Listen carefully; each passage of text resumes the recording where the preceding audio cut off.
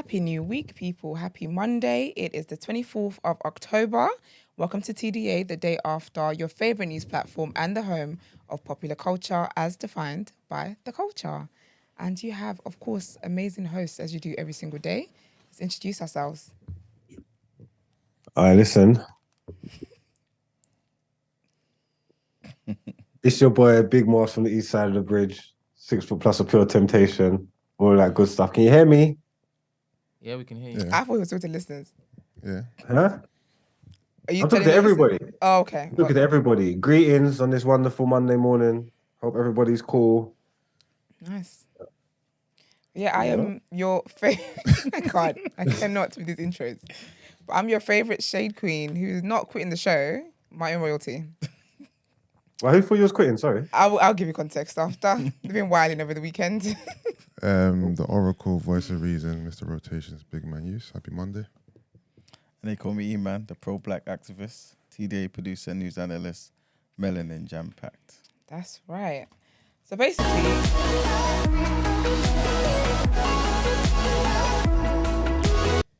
Well done. You know what? You just... What was that? I just hope that's no reflection of what this week is going to look like. It was bread. That's what it was. I thought that was me. But basically, right, so I am looking for a new job at the moment. And I'm trying to do something that's more in line with things I actually enjoy in life. So more with the creative side, the music side, the media side of things. So I tweeted it yesterday. And then I tweeted it, then I put it on my Insta story. And I'm getting DMs. Oh my God. Because basically, let me actually say what I said. Because, you know, obviously, I'm very dramatic. So I never just say words, do I? So what I said was, I'm more determined than ever now to find a new job. The thought of returning there tomorrow is making me want to vomit. Any jobs in music, radio, media, send my way, please, and thanks. So obviously people have just seen tomorrow and vomit. And then I'm getting DMs from people like, oh my gosh, what happened? You can't believe I was going to TDA. DM you as well, actually. What, if I was leaving TDA? No, not TDA. I was just making sure everything was all right at work. I didn't know if it was a HR thing or what. You get me? Not the HR. Well, Marks, you and a lot of people, a lot of listeners, they're like, oh my gosh, what's going on? Are you okay? I said, yeah, guys. Like, anyway, this is why I know some of you guys should watch the show every single day, because it was just Friday. I said here that even if these lot voted me out, I'm still coming back here. There's no getting rid of TDA, no. So I then had to put up a disclaimer to say I mean my non-media job, and definitely not TDA. So, yeah. I guess it shows the people care, huh?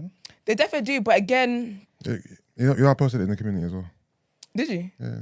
That you're leaving? No, I posted your tweet in the community. Did you? Yeah. I thought you did. I didn't know that. I didn't know that. But I mean, of course, we do appreciate, and some of the people that did message, they do message about, you know, the show as well. But again, don't be silent listeners. Don't be letting people know you're going to miss them when they're gone. Let people know while they're alive and while they're doing what they're doing that you appreciate them and you appreciate the show and all that good stuff. But that is so funny. Let me see if I can find it in the community. But join the community, by the way, guys. community.thenewblack.com. It's a lit platform. I'm so dead. No, I'm actually done. So Yusuf put there, yeah. Esther said the thought of coming to TDA tomorrow is making her want to vomit. She about to quit, y'all. Let me see the comments. It better be head of sub stories. Oh, see, Amber's smart. Amber knew it was about another job. No, and then Yusuf said that's my fault as well. She wants the papers to quit. Oh, anyway, appreciate it, guys, but yeah, send jobs my way. I'm tired of working for the white man in this sector. But how's everyone else doing anyway? How's your weekends? It was cool, man. Quiet. Yeah, it was a quiet weekend. Yeah, quiet weekend. Yeah. Everyone else? Yeah, same, pretty much, you know. Yeah, Marks? Pardon? Okay, sir. I'm gonna need you to be here. How was your weekend? I said, how was your weekend?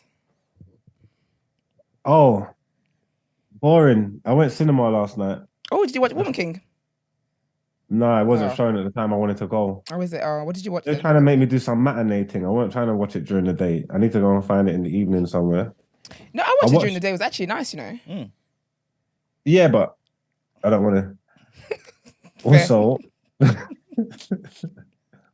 I watched a film called Smile or something like Oh this. yeah, I've seen that. Yeah. I was in the ad for it. Is it scary? It looks scary. There's like a few things that make you like, we can make lesser men jump. But I was fine. You say lesser men. Yes. All right. Okay.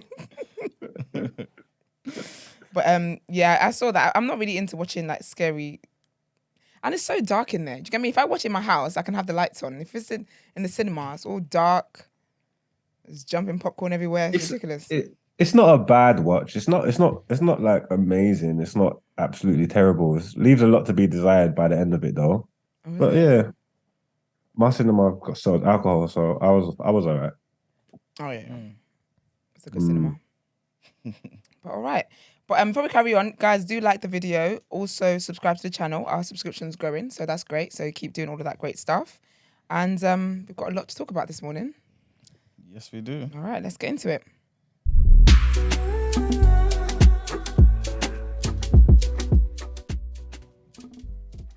Okay. So it's emerged, right, that Rishi Sunak may be declared the Prime Minister today. That's a wild. This afternoon, you know. Okay, so let me give some backstory. So it's emerged as of yesterday afternoon that 225 out of 357 Tory MPs had gone public with their support. So at that point yesterday afternoon, Rishi Sunak had 145 MPs supporting him. Boris Johnson had 57 and Penny Mordaunt 23. However, as of today, it's emerged that the former Prime Minister Boris Johnson has pulled out of the Tory leadership race, saying he had the support needed to stand, but it would not be the right thing to do. So the former Chancellor, yeah. So why did you raise back from Jamaica then? Enjoyed your holiday. I'll tell you. So former Chancellor Rishi Sunak and Cabinet Minister Penny Mordaunt remain in the contest, with Mr Sunak way ahead on declared support from MPs. As we know, the race began on Thursday after Liz Truss resigned as Prime Minister after 45 days in the job. Nominations for the ballot close this afternoon, and candidates need the support of at least 100 Conservative MPs to go forward. The BBC's latest tally of publicly declared backers puts Mr Sunak on 155, Miss Mordaunt on 25. Oh, wow. Yeah. Mr Johnson had 57 or 54 according to different reports, although he said he had 102. Not all of the 357 MPs have gone public with whom they are backing. As a result, it's very possible Mr Sunak could become Prime Minister by this afternoon, and there will definitely be a new Prime Minister by the end of the week.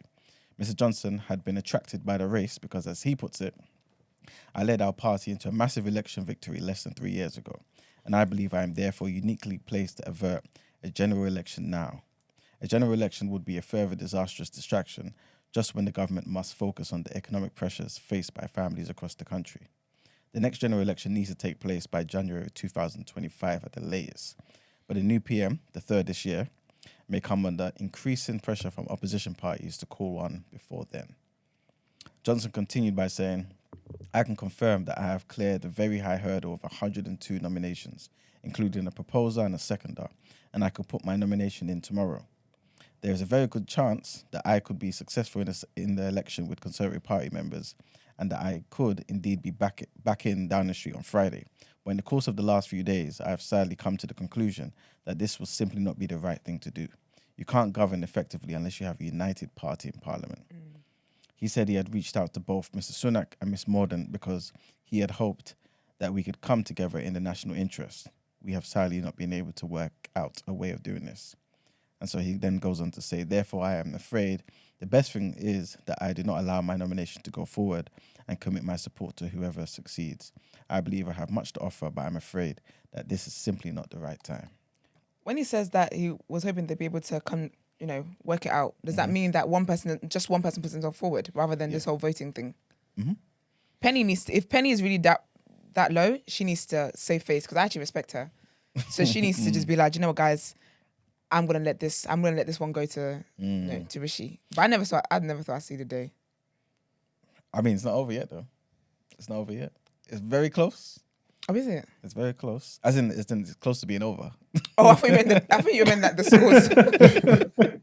I thought you meant the points went up. I was thinking, wow. No, at all. She's mad low at the bottom. You know what I'm saying? Yeah, but I but guess I think she'd be a great leader, I think so. She gives me strength. She gives me strength. She doesn't give me like, I don't think they're gonna get to do her the way they did Teresa and Liz. For some reason, she just stands up, and she's a really pretty woman. Yeah, they ain't gonna get a chance to do it like that because she ain't gonna get the job. That's why they're gonna get a chance to do it like that. I think she's actually so buff. Do you feel like she knows something we don't know? Because why are you still there with 25? It's arrogance there. It's the same reason why Boris, finished his holiday really early, only to come back and say, "Oh no, I can win, but I'm just not going to put myself forward." Shut up, man. But I think he could have, Then he should have stayed. But I think it's because he realizes, like, there was a lot of people backing him, but there were a lot of people saying, if he becomes the prime minister, I'm done with you guys. Yeah, that's fine. Who's But then losing the salary? But then the party's not united. Because what that means is that they're recruiting. We can infiltrate the new black. But yeah, man. She's buff, yeah. I think she's really pretty. Does that mean you See, put a man, picture yeah. up? Yeah. What say you, man? What, say me? Yeah. I mean, it's not my type, That's a Dr. Umar's watching. Well, Yeah, I how think about for she's a white really pretty. woman? You can say if it is that she's an attractive white woman, no? Nah, look at her, man.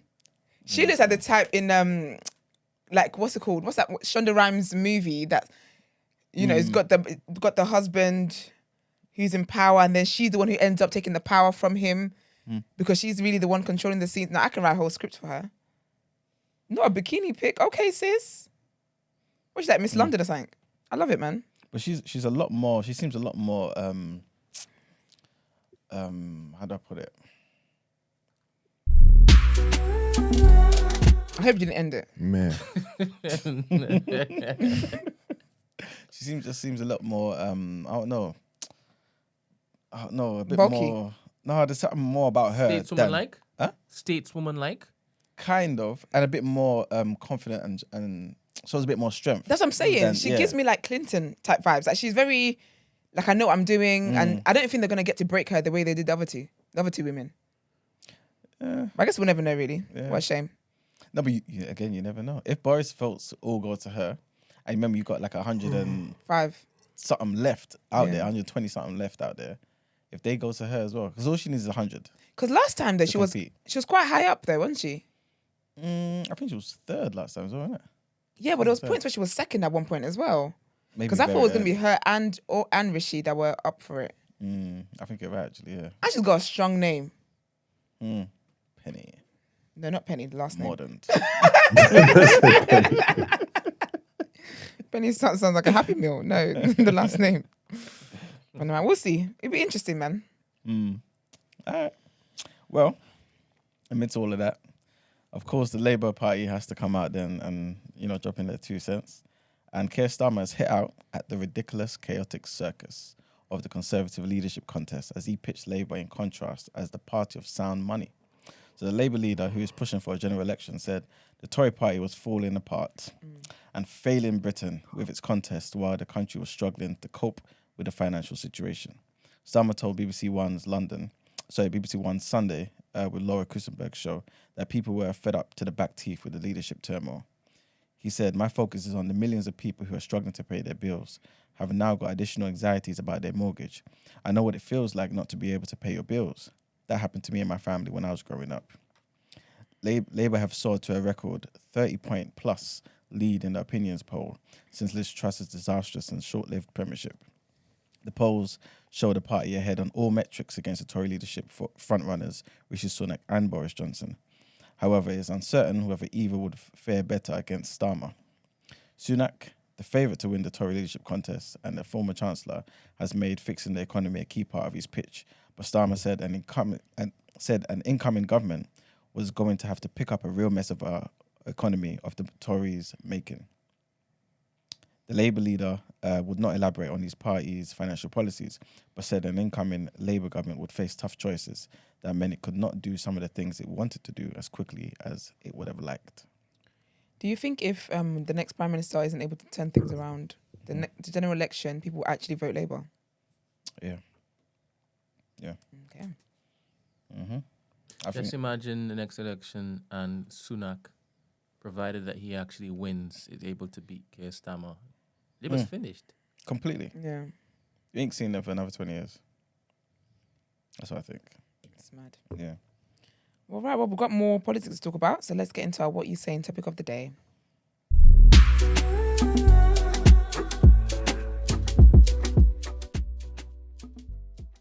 So, question for today's topic of the day, right, is should we be offended if white British people, right, only want a white prime minister to lead the country? So this is based on something that occurred on LBC, a discussion with one of the hosts on LBC over the weekend, and the caller initially spoke about why he wanted Boris Johnson to return over Rishi, right? Mm-hmm. He said, his family, historically Tory voters, they both him and his dad both voted for Boris. Mm-hmm. All of this stuff about Boris, right? He kind of deflected a bit, and he spoke about Rishi not having a real allegiance to the UK because really he has allegiance to the US. Oh, okay, I thought he was going to say to where his home country of that is. No, he pretty much was talking about the US because he said Rishi had a green card, which is true, but he's relinquished that apparently. Right, he spoke about Rishi's wife, who's not actually British, apparently. So all this other stuff that he was kind of using to defend his case and everything. But eventually got to the crux of the problem, right? And this is basically when after about 8 minutes or so, the host basically summarized everything, right, to him and asked him a question about if he has an issue with Rishi being brown, right? Because that's what it just sounded like. Yeah. And he said, could you imagine him going to the Scottish Nationalists and being the Prime Minister of the Scottish Nationalists? Could you imagine me being the Prime Minister of Pakistan or Saudi Arabia? No. I mean... He said, these things matter. Sorry you don't like it, but we're talking about England. 85% of English people are white English people, and they want to see a Prime Minister that reflects them. That's funny considering the Queen wasn't even English. Was she? No, she was. I thought she's German or something. She's English. But she's white though. She's got some roots. Yeah, they all mix at some point. Yeah. I think he should have just answered the question and he should have just said, no, I don't want an Indian man to be Prime Minister. Well, he basically did. Yeah, exactly. Yeah, but I don't like when someone's asked a direct question and you go around the park and you don't actually say yes or no. Funny enough, she didn't actually try to be direct, and she said to him basically. So what I'm getting from all of this, right, is that you can't. First, 2 points. You can't truly be English if you're not white, and the second thing, in essence, is that what stops you and other people voting for him is because he's not white. And the guy said, no, you've mixed up my words. And exactly. Exactly. So he's a twat. He's a twat who is a covert is sitting your racism, and no one will. He said he's a Tory. He said is he a party member or something like that? Yeah. Yeah, he said like 80% of the people that he knows will never vote for Rishi. Yeah. And that's within the party. Of the Tories, he said 80% of the Tories that he knows will never vote for him. Yeah. Yeah. I can see Penny winning. I can't lie to you.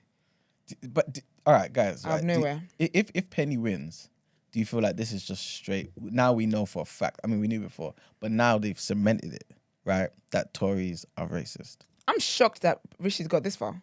I didn't think he was going to smell that chair in number 10 that close. I really didn't think so. I think if you want to support white, go forth. I mean, I support black. Mm-hmm. I'm not mad at it. I think it only annoys when people can't just be honest about it. Do you get me? Just be real, just be direct about it. Don't try and go around the park with it. But the reality is this: how a lot of English people, white people think. It's a whites only thing for them. Like for them, I know the ground is gonna shake if Rishi actually becomes Prime Minister. Do you blame him for thinking like that though? No, I think all the best to him. No, I don't. Why do people keep acting like this is their country? He's right. 85% of them are white. If they want a white leader, that's prerogative. I don't understand why anyone's onto them. Obviously, if there's going to be obviously, there's no place for racism and discrimination and shit. And if you're just going to say stupid things about a man's colour or whatever, or saying he's not British or whatever, boom, boom, like, I hear it. But the fact that they want the white leader, is that such a terrible thing?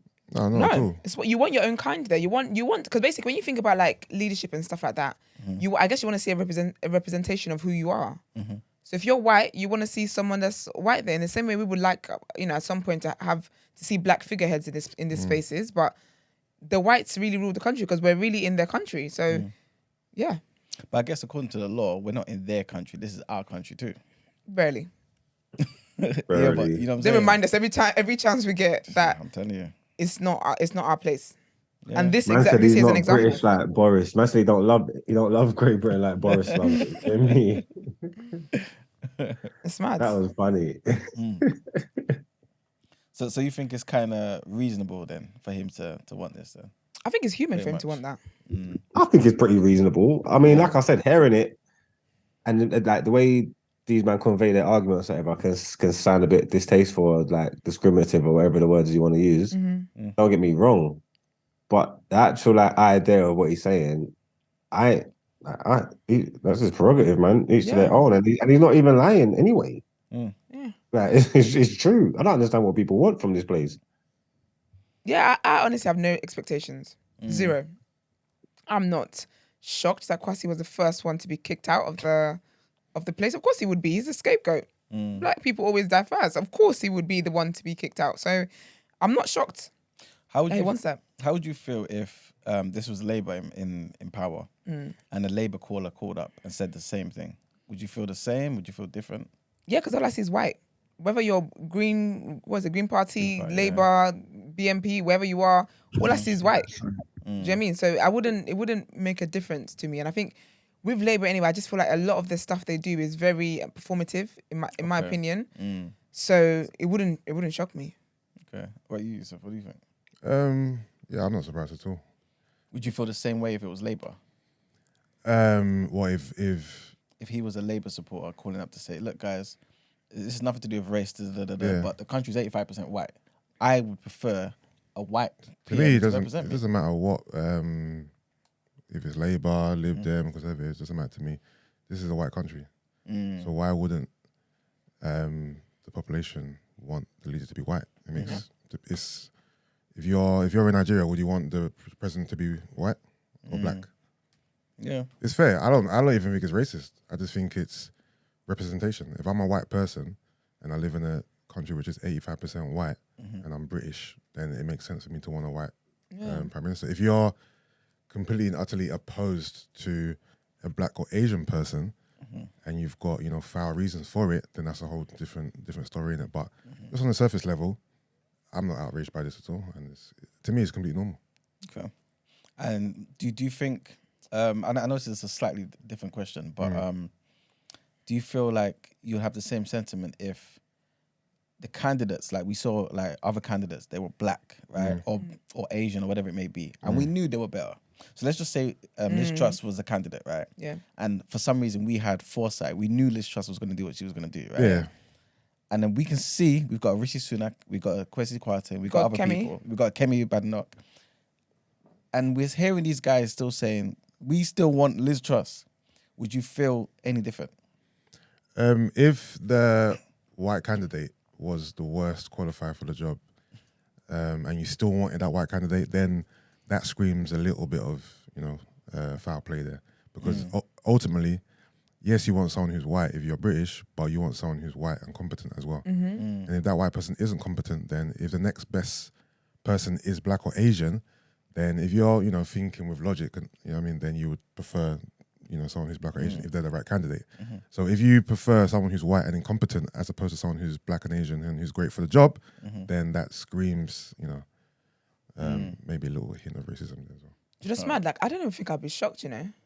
If I think I would be like, wow. I think it would just make me realize that, wow, you people are really committed to this racism of yours. Do you get what I mean? But again, I still wouldn't be shocked because it's their country. That's the thing. Like, In that sense, same as you, I wouldn't be shocked either. yeah, it's just like, wow, you people are like, I'm always, how do I say this? That I'm impressed by how like racists are really committed to that hatred. That is like the commitment and dedication is on a different level. So that's what it would just make me deep there. Like, wow, you people are to the death of it. Oh my gosh, please tell me you saw the video. Some white woman, in America, basically, I think the police was called to her house or whatever. And she's basically like, put your hands down, put your hands up, blah, blah. Then she tries to attack him. And then Attack the police? Yeah, Okay. while he's in her home. And then he shot her because she was coming too close. He reported in that he was like, she's got a weapon, blah, blah. Then she tried to lunge at him with the knife. Then he had to shoot her. Guys, with her dying breath, she was like, pussy ass nigger. What? promise you, her dying breath, she said pussy ass nigger with a hard ER. As in like, he shot her, yeah, she did a flip. She fell backwards. She was like, pussy ass nigger. And then she died. Hold on, was this a white woman or a black woman? It was a white woman. And the guy and the policeman was black. Okay. So she was like calling him like racist words or whatever. And then he was like, if you don't step back, I'm gonna shoot you. She's like, shoot me then. What was it? Was it a taser? No, like an actual gun. He shot her. She's dead. You sure? I promise you. I saw the video. I promise I you. think I saw that video. I'm sure it was a taser. No, it wasn't because she died. I'm sure she died. Oh. Okay, well, I'm not sure she died. That sounds like a witch. It was in the house, isn't it? Yeah, but it was. I think I sure saw it was that video. definitely a I think gun. it was a taser. When he shot her, I think she was just her body was just shaking. And then, She did a flip. She did a flip here, and she's like, you shot me, possessed nigga.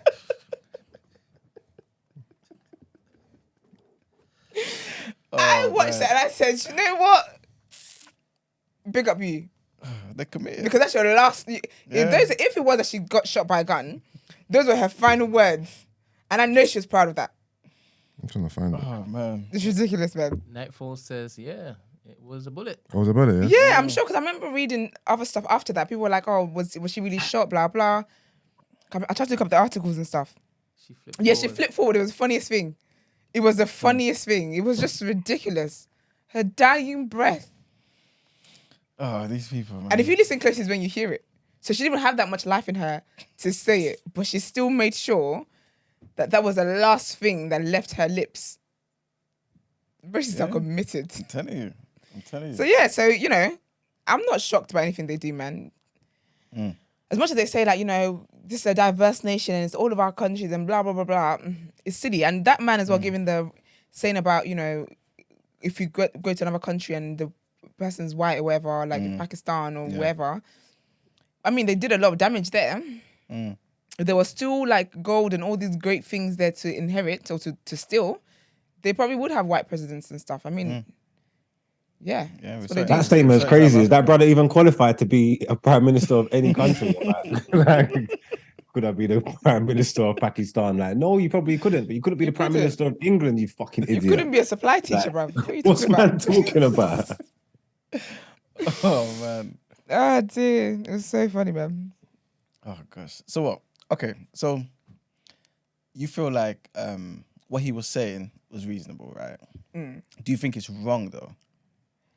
I don't necessarily think it's reasonable. I do think it's reasonable. I think, okay, fair enough, you think that. Is it wrong? Yes, because I think that what everyone should really want is the best person for the job. Okay, cool. Whether it's an alien, wherever it is, whether the person's got a green card or not, it should be the best person for the job, regardless of however you feel about them personally in terms of, you're brown or you're this or whatever. It should be literally be about the best person for the job. And this is why I say that this country, people are not tired of suffering because even if the best person for the job was from another race, I don't think they've suffered enough to vote the other race. Do you get what I mean? They will still be like, nah, go for the white guy because I see me in him or whatever it is. Do you get what I mean? And it's weird because you're different classes. The person don't see you in them. So that's that. But yes, I do think it's wrong. I think it's justified because that's how he feels. That's fair enough.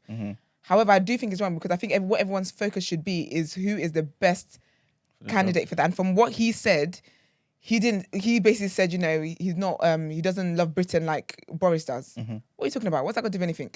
It's about, is the person educated enough? Does the person have the right tools to get us out of recession, to do what needs to be done? So yeah, on that front, I would say it is wrong. Okay. So The same apply in Nigeria. I was just about to say. Give me an, what do you mean? This is if I'm saying the same thing as Ben, but I was gonna say two things, yeah. So say we didn't hear that this white guy who was born and raised in Nigeria. Yeah. Because there are a few, I guess, right? Yeah. He's become a MP, this, that, and the third, and he wants to campaign for presidency. Yeah. Should we be okay with voting for him to be the president of Nigeria, this white guy? And also, if in this country there was instead of a Rishi, there was a Benga or something, yeah? So a black, let's just use Kemi. Kemi's there, right? Yeah.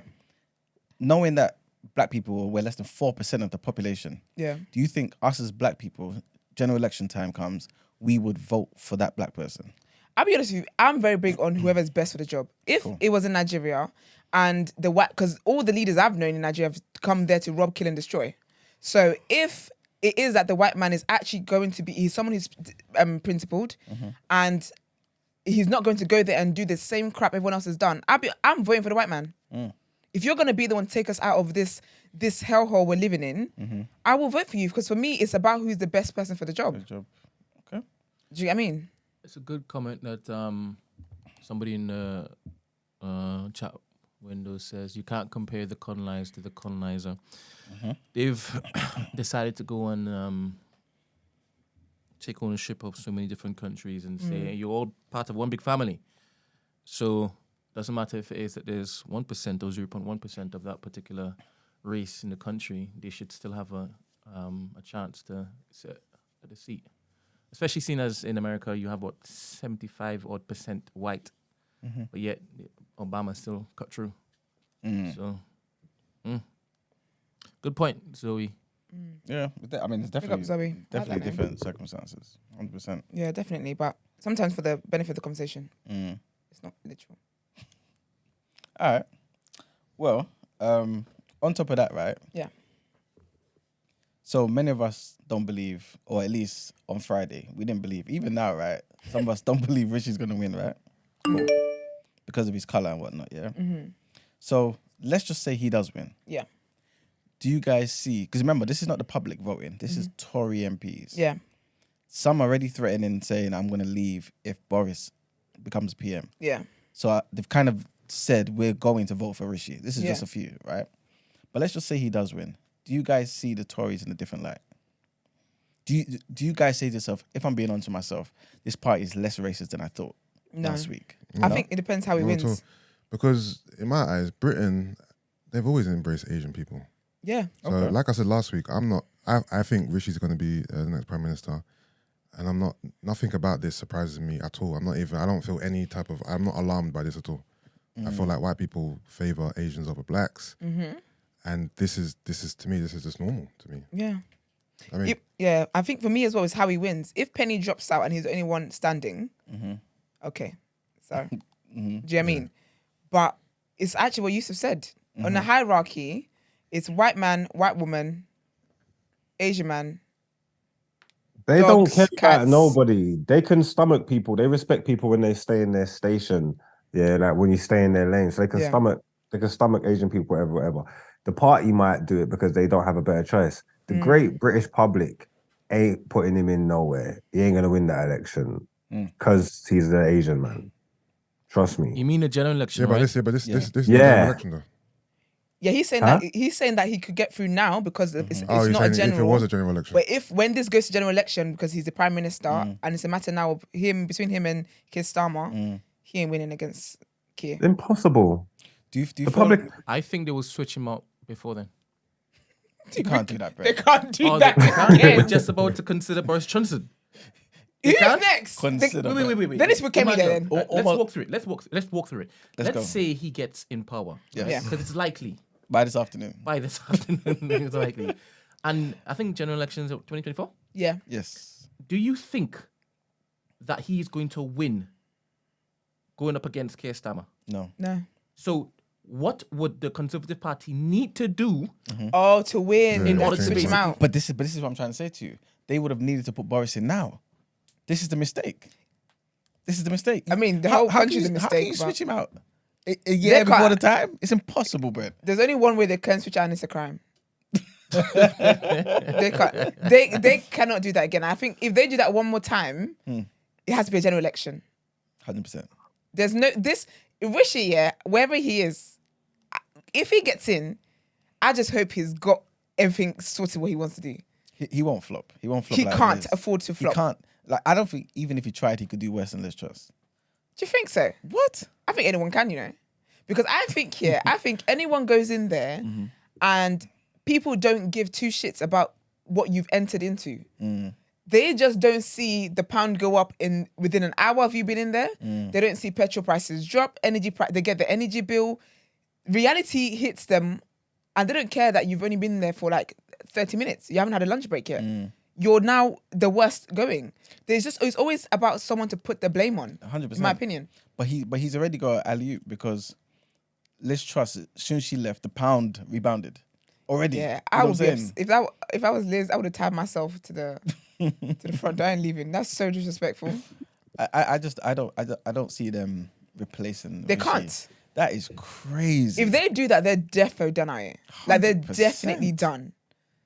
I personally think this is the reason why some of the MPs were actually almost begging Boris to come back, because so that we don't have to deal with the failure in 2 years' time. Yeah. At least we've got him, and it's more of a chance. The people know him; they voted for him. You know what I'm saying? So it's like we have more of a chance going forward. But Rishi, if we're being honest with ourselves, I'm talking from the Tory perspective now. Yeah. We don't think this country is going to vote for Rishi. Do you know what's mad though? I think though that if he goes in there and actually turns things around, Yeah. there's a chance he could win. Because if you actually give people something to like, wow, okay, he had 2 years and he did this, Yeah. let's give him another chance. Technically a year and a bit. Yeah. If he goes in there and does a good job, I reckon he might actually win. Because again, That is true. on the hierarchy, they probably I think this country likes conservatives more than they like Labour. So maybe white conservative man, white conservative woman, Indian conservative man, white Labour man. I don't know if they like conservatives better than they like Labour. I think at the time, all the lies that were spouted during the run-up to the election, they preferred no immigration as opposed to what Labour was offering. And now you got an immigrant. And they painted Jeremy Corbyn as an anti-Semite. So there was a lot of lies being told to them.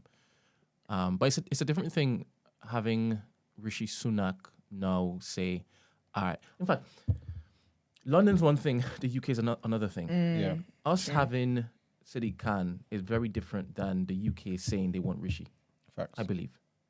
Facts. Yeah, because people don't even like him. I'm telling you. Made a mess of things he did. But there's enough to vote Khan in. But he wasn't. Remember, he wasn't voting because of COVID. I swear. Khan. Didn't he get another term by default because of COVID? Or No, something? they voted. Well, we voted. Yeah. Damn, I should have cast my vote. Yeah, man. And he was up against a black man.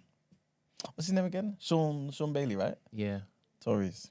And this guy was telling us he's going to get rid of congestion. He told us he's going to reduce council tax. None of these things was appealing.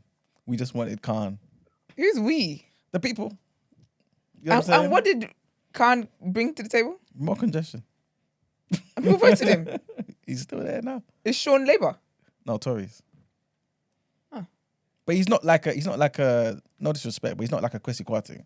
He's more like, I'm sure he's from Tottenham. Yeah, I think. Are you sure he's not He like sounds like he Rishi should be cute. Sunak? No, Is he? No, he's not like Kwesi. In what man. sense? No, he's not an old more man. like, he's more normal. Okay. Like, you know what I mean? Like you know, like he didn't go Eton and them type of places there. You know what I'm saying? Like Oh, is that he's what from you like mean? yeah. If I'm not Okay, mistaken, he's from Sean. Ends. He looks like what's that? Is it Trevor Nelson? What's that? With the bald head. Yeah. And yes, Life of Bodge, we know that the guy was likened to or compared to Al Qaeda on the LBC call. Oh, Sean. No. No. The caller. He's comparing. No, Rishi sorry, What Sunak. comparison did he use again? What did Rishi. he say? He said, what did he say? I think she was basically making not a big deal, but she was making a point saying that Sunak is actually British. Yeah, and then he said that girl who went to Oh no, he said 50%. He said 50% of Al Qaeda got British passports or something like that. Exactly. Yeah, that's what he said. That's what he said. And then he brought up something about Shemaima Begum and that. You need to let Shemama be. the guy's not even Muslim, you know. Sunak. You know what I mean? He's not even Muslim. And that's the thing. They just see black people just like, you're all the same. These people are maniacs, man. But yeah. Okay, so guys, It's a shame. so basically, you guys don't think, like, for example, you don't see Tories in a better light because of this. If Rishi makes it, No. okay. What if even though, for example, 10 years ago, 20 years ago, we would have all said, there's no way you're going to see an Asian or black anything PM under the Tories. We would have all said this, right? What, 10 years ago? 10, yeah. No. You don't think so? Me, personally, no. Wait, say that again? So you thought you would have seen An like an Asian PM? Yeah. Serious? Yeah. In Tories? Yeah. Well, You can't take his opinion. You This don't even like politics. Why? no, that's what I'm about to say about the Tory thing. You're saying, for the Tories, for me, it's like Tories are Labour, Conservative. I'm not Okay. out here knowing the difference between the parties in okay, terms of okay. their cultural ethos. Okay. But an You would Asian- more but expect an it Asian from a man, Labour, but an Asian from a man Labour being a thing, PM right? across any party for me, I'm not surprised. Okay. That's me not knowing the individual nuances of all the parties. Okay. Just okay. an Asian man, full stop. I'm not surprised. Okay, cool. All right. Well, okay. Generally, I guess the sentiment out there is that Tories is basically the racist party, innit? You know what I'm saying? And they would not have this type of thing, right? Okay. So if we would say this about 10, 20 years ago, and the fact is, this is a reality for them, and it's not nowhere near a reality for Labour, do we think differently about Tories? Does this matter to us? How is it nowhere near a reality for Labour? Because we ain't seen no black Asian somebody almost become a leader of the Labour Party. But this is a one-off. It's not like Yeah, one's enough, man. This is a one-off. One's enough. one is more than zero, but you know what I'm saying. I don't know And about if you look at and again, remember, if you look at the cabinet as well, you just got Keir Starmer and David Lammy and a bunch of women in there. No disrespect to them. Do Asian people care? Like, is he like their Obama? Boy, Like, if he gets it, are they gonna be redressing the streets and that, or does no one give a shit? I think they'll like it that's a good within the point. community. think so? Yeah, I think because that's a big thing though. There's never been an Asian prime minister, has there? Oh no, it ain't. Yeah, so I think I think it's going to be a thing. I don't think it's like the Obama because I don't think anything tops like black people make a lot of noise. But I think it will be historical for them within the community. Because I'm sure, because even within them, that they, as much as obviously as black people, we see that they're even more accepted than we are, they still face the racism that they'd face. Do you get what I mean? But saying that though, Esther, yeah, do you think black people would have celebrated Obama if he was a Republican? I think black people would celebrate because he's black. I think it's also because he was a Democrat and he was from a party that most black people are Actually, meant you're to be right. voting for. You know what I'm saying? Yeah, you're right. Because if Kanye got in there, no one would care. People wouldn't there you- celebrate that. there Yeah, you you're go. right. And so maybe because again, correct me if I'm wrong, Asian people out there, but I feel like most Asians, like black people, have voted historically Labour. You know what I'm saying? So they may not identify with Rishi like that to even celebrate it. I don't know. It's just my That's 2 true. cents, innit? That's actually a word. That's true. Yeah, they definitely don't identify with Massive Rishi Sunak, Asian but- people out there, like they're watching the show, you know. That's so cool. Hey, we gotta be No, we positive, do. man. You know, we do have Asians that watch the show there. Because once someone says something in here, and it's still going off in the comments. Big up the Asians. Should have and called that, in man. though. But yeah, man. man. It's All right. crazy. Cool. So do you see them differently, Manuel? Who's the them? Tories. The Tories. And there you go. Clarify. Yes, I do actually, you know, because I feel like before they wouldn't have even considered it, even if it was for their betterment. You know what I'm saying? I feel like now it's a possibility. You know what I'm saying? Like I can't look at the product and start making excuses when in front of me I'm seeing a cabinet that has black people in it, that has women in it. You know what I'm saying? But Tories who talk about all of these things, say they represent us, who are the working class, haven't got this. I can't act as though it's not happening on the other side. That's unfair to me. You know what I'm saying? So I look at them different. I don't look at them as less racist, or maybe I look at them a bit less racist, but not enough for me to say they're not racist. Of course, I think that's always going to be there, especially in our lifetime, to be honest with you. But for me to act like it means nothing, I think that's kind of unfair. You know what I mean? Like, I don't think I would have seen a Kemi Badenoch do so well 20 years ago under the Tories. You know what I'm saying? But she did amazingly well, and everyone congratulated her. You know what I'm saying? So Why do you feel she's doing well? Why do you feel that the black people in that particular party is doing well? I think because they're excellent. Not because of the beliefs that they hold? I mean, that's part of it, but I think those beliefs make them do well, make them gain access to being a Tory. I don't think that's the reason why they're there. I think because they're great at their job. Do you think that if they didn't hold those beliefs, they would be allowed to be there? No, because then you're not representing real Tory ideas. When I say beliefs, I'm talking about how they wouldn't have traditional low-income black beliefs. Yeah, but typical low-income black beliefs doesn't really correlate with the Tory ideas. You know what I'm saying? So I don't think their ideas are put them What in I that mean position. is, let me clarify. The fact that they would say Britain isn't racist. Those types of beliefs. I don't think again. I don't. Delusion. I don't think that necessarily has put them in up there like that. I think it's made them get through the door. You know what I'm saying? But I think their experiences has made them not think that's the case. Especially if they say to themselves, like, look at Kemi Badenoch. Her parents are like proper Nigerian parents like ours. And she's thought, wait, these are my parents. I've got here. I went to a good school, this, that, and the third, whatever it may be. But I've still become, look at where I am. So at least for her, I may disagree with her, but from her perspective, she may not, you know what I'm saying? Because her experience is different to ours. You know what I'm saying? So I think that's put her through the door. I don't think that's made her become fourth in the rankings. You know what I mean? When they did the leadership contest, I think her brilliance put her there. I don't even think that. I think they put her there as fourth. She was never going to win. Yeah, of course she wasn't going to win, but Ben, I believe that they though, placed her there for a particular reason. All right. We said the token gesture thing. 100%. I don't think so. I think. I think she just believed in herself and she went for it, and I think she was good enough to get people to believe. Why wasn't Kwesi intelligent enough to know what he was putting forward was stupid? Say that again, sir. Why wasn't Kwesi intelligent enough to know what he was putting forward was stupid? I don't think what he was putting forward was stupid, though, man. Okay. Entirely. And they flipped on him because you can go and check papers. There's receipts and that. Initially, when them budgets came, or even when they was talking about their plans, people was championing a lot of the stuff that they was doing. Thank you very much. There's respected people from certain walks of life saying it's the best budget they've seen since bloody God knows how long. And it wasn't until everything went crazy when they flipped on. Even Liz was talking about she's proud of this, you know. Exactly. Yeah, there was a lot of they have people to say that supporting them, because like, they're loads of putting them. it out. They have to stand by it. I don't understand what you guys are saying. No, it's not. You have to What do you stand. mean stand by it? Stand by it and saying this is the best.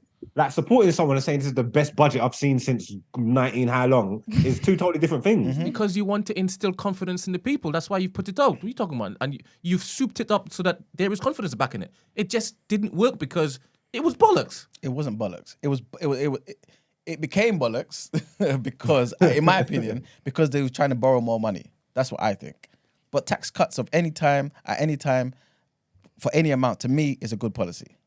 And if you look at the past, if you look under Thatcher, look under Reagan, look at under other free market economists' ideas, those have been good things. You know what I'm saying? It just didn't work because of the borrowing and because of the time we're in. And because it didn't seem like they were trying to phase things out or in. It was just like this today and like this tomorrow. And I think that was the problem, the execution of it. So I don't think he was set up. You know what I'm saying? So, yeah, man. Well, there was a conspiracy theory that Boris Johnson and the people put trust in power so that it could collapse and then he can come back and say, Hey, boy. Swingers. He's dropped out now, though, isn't it? Yeah, he's dropped out. No worries. Dropped out. So Yeah. what would you like to happen? Who would you like to win? Let's call it. I don't know anything about Penny Mordaunt's policies, to be honest with you. And I think that also speaks volumes, I think. But I'll prefer Rishi at this point. Yeah, everyone needs Rishi to win, man. I want these racist people to feel pain in their heart, man. I want Rishi to win. I want them to see Rishi addressing the country as the most powerful man in it. I want them to see that shit. Yeah. Rishi needs to win, man. Somebody said if it didn't account for borrowing, it's ish idea, no? If what, sorry? I'm just reading the comments. I don't want to actually swear. No, I didn't hear you say it again. If it didn't account for borrowing, this is what you said, then it's a ish idea, no? Yeah, but this is what I was saying to you. That's why I said I changed it to entirely. I think the ideas behind the tax cuts, because the main part of the budget was about cutting tax to kind of incentivize investment. I think that's a brilliant idea. But the borrowing, that's the part I vehemently disagree with. And so, yeah, 100%, I'm basically agreeing with that comment too. That, of course, adding the borrowing element to it makes it a crappy idea. Yeah, so I'm agreeing, I guess. Just to back up the conspiracy theory, Proverbs said Dominic Cummings in July basically stated that this was what Boris was trying to do, put Liz in power to collapse everything so that he can come in and save the day. Oh, yeah. In July, by the way. Oh, yeah. All right. But he didn't come in to save the day. You know what I'm saying? I think with him, he's such an arrogant person. I can imagine him. People just wanting him back was enough for him. Think so? Because he doesn't want to come back. I think he does, you know. Definitely does. He does. So why isn't he back then? He can. because you still want to win in the next election. You don't want to destroy your party. And Yeah, a but lot of people were against him. He could not care about winning the moment he resigned. Yeah. But they He's a forced him out. buffoon. Even if he is the best that they got, they couldn't. If they obviously they probably a lot of people said that they wanted to or whatever. But if they put him back in, that's them just signing off their own demise. I reckon, man. That's ridiculous. Like in the long run, that's just crazy. Yeah. That just shows you how damn bad they are. That's what they had to resort to. Yeah. And I think even with it getting so close and it getting whispered around, I think they sat down and had a conversation and just like, you know what? I don't think we can't do this. You get me? I've seen nothing but just footage is all resurfacing of Boris in his interviews, just lies after lies after lies after lies after lies. There's no way that man can go back in. It don't make no sense. Someone said in the comments that Boris will try and come back. I fully believe it. We'll try and do what? Man. We'll try and come back at the general I election. believe it. But Ben, are you saying come back just prior to, or are you saying after Rishi loses? I he will take think over? in the run up to the election, something's gonna come out about Rishi. Oh man. Something's gonna come out, and then they will position Boris in there, and maybe Penny would be his psychic. Yeah. If there was a general election tomorrow, would you vote? What? I vote for every. What are you talking about? You have No, to. because a lot of people move back they vote, they I'm a don't voter, vote. sir. Now we can't be on here talking about politics all the time and not vote. Would you At vote? least come here and lie. Esther? I'm definitely voting. Oh, okay. I'm a politics babe now. You better ask somebody. Was that? Would Yeah, you I'll vote, vote. you said? Yeah, I'll vote. I don't know who I'm voting for, but I'll vote. Okay, something. Would you vote, Marks? Yeah. I'd have to. Yeah, I feel I'd like have to. our job requires us to. Yeah, man. Do you know how cheeky that would be? People actually don't want to hear anything from us. All this talking and we didn't vote. Wow. Bigger scandal than anything else. Yes. All right. Okay. Well, let's get into our next headlines.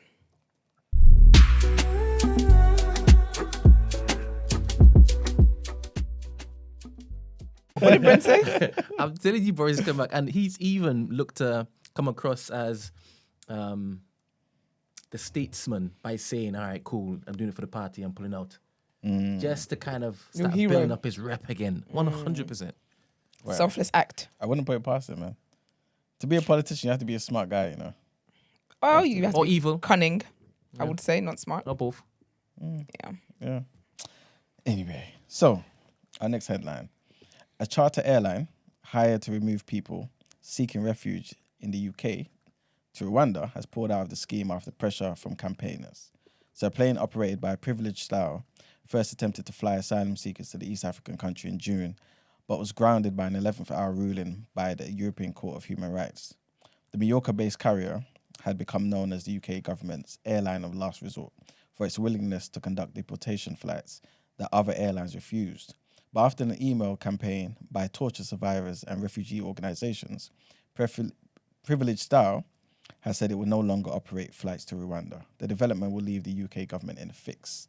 Two other charter airlines that previously conducted deportation flights, Titan Airways and Air Tanker, have already ruled themselves out of the scheme.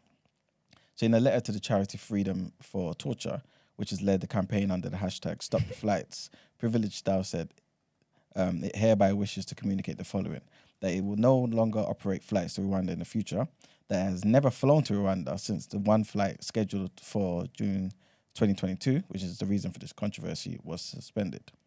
The UK signed, as we all know, a £120 million deal with the Rwanda government in April to outsource the UK's asylum system as it sought to find a solution to the problem of the growing number of refugees entering the UK via small boats in the Channel. The deal meant that people who had arrived in the UK by irregular means, such as by small boats, could be forced onto charter planes and flown to the East African country. It was criticised by human rights organisations because of Rwanda's record as an authoritarian state that repeatedly imprisons, tortures and murders alleged political opponents. Allegedly, of course. This is all a scam. But yeah. Well, at least Rwanda's got 120 mil, man. Do they? They got the cash. Yeah. I hope so. boy. Right now, they're investing it, man. Make that money. Living it up. You know what I'm saying? And kind of linked to this same asylum seeking thing, it's come out that more than 220 unaccompanied asylum seeking children are missing from hotels funded by the Home Office. The hell? Yep. Prompting claims that the chaos-stricken government department is presiding over a catastrophic child protection threat. That's the catastrophic, you know. I've emphasized too. You know what I'm You're saying? for a lot. I know what's going on. I haven't drinking water today, man. Presiding over a catastrophic child protection failure.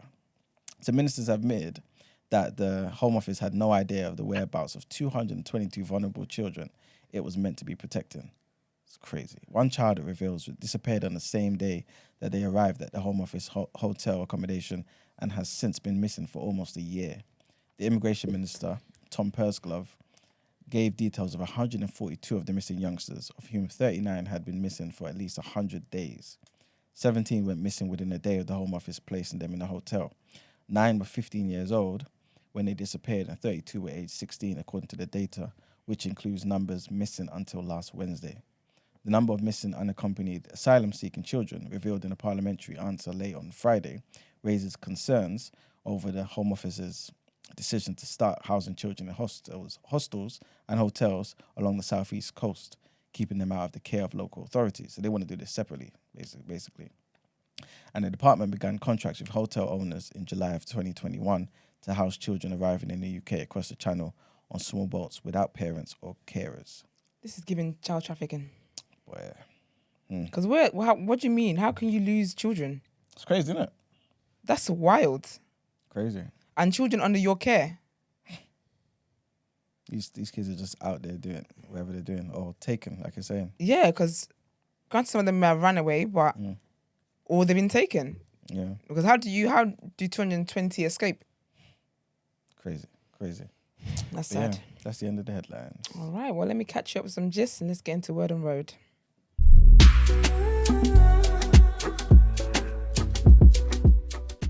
Okay, so sadly, Nipsey Hussle's grandmother passed away over the weekend.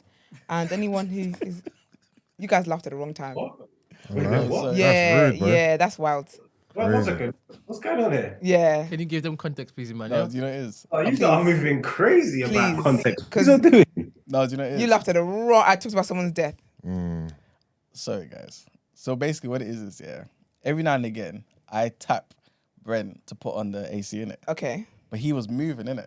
He was moving. So Oh, so you I don't didn't know, innit? Oh, okay. Until I moved here. And I saw him laughing. And Oh. that's why, yeah. I mean, I don't think that helped them much, but okay. cool story, bro. Yeah, like, cool story, bro. Why is your Damn. internet fugazi? I don't know what's happened to it. I can They're see trying, that. they're trying to That's mad. deflect, Marks. Your internet's fine. No, it's not. No, it's not. It looks Is it not? crazy dark. Oh, I can't even see from this side. I can't see when I got my glasses on anyway. That's better. It's not. Still. It is better. Still It's not pixelated. perfect, but Everyone done? Everyone settled? Yeah, okay. Let's get back into it. So Nipsey Hussle's grandmother sadly passed away, and her name is Margaret Boot. I don't know, Boot. But yeah, so if anyone listens to like Nipsey and whatever, he's always talked about her influence in his life and how she helped raise him and his brother as well, Black Sam. And he spoke about, like, obviously she was at his the funeral that was televised and stuff. She was there and spoke about him and everything. And she also recently spoke about him when she was there to help with his star, when he got his star.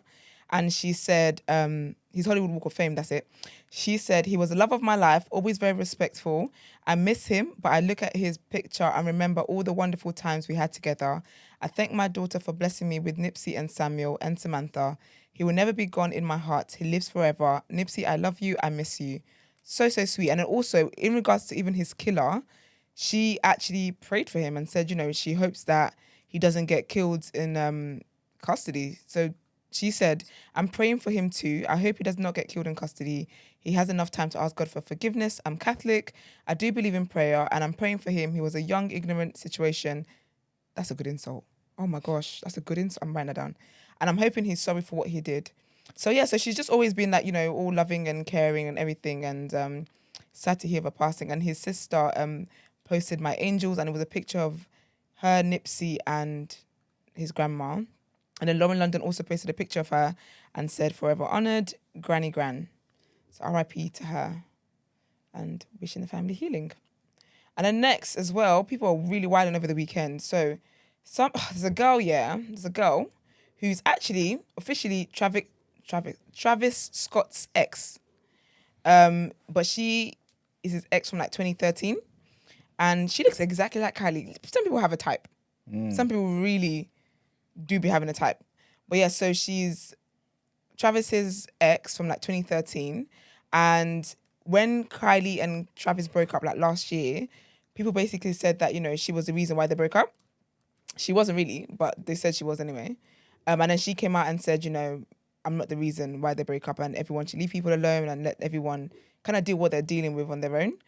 And then also recently, over the weekend, she then came out, she basically posted a picture of her, like, it was like a music video shoot. And then she posted a picture of it, and she was standing behind the cameras, and you can see Travis in there. And she said, I'm directing, obviously. And it's what I don't like about these girls, because if you're going to do something stupid like that, maybe stand in your truth. So anyway, so she kind of was, so then obviously people were like, oh, because we were not really sure if Kylie and Travis are together anyway. And then people were like, oh, maybe they're back together and blah, blah, blah, blah, blah. So she did all of this unprovoked. No one asked her to do any of this.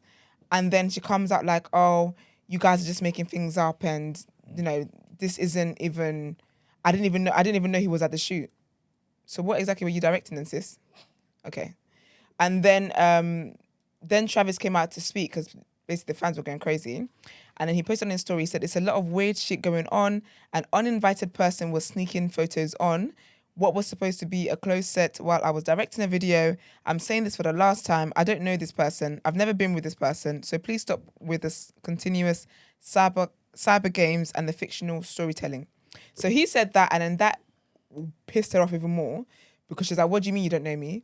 So then she started posting like text messages, and apparently they were at a party recently together, and she left, and then he was asking all her friends where she's gone. Then her friends were calling her up, talking about, oh, Travis wants you to come back. It was just honestly, a whole bunch of foolishness, to say the absolute least. But the thing with the I don't know what Kylie calls her fans. They take these things very, very seriously. So they're all camping in her what's it called? Comments and whatever else, really and truly.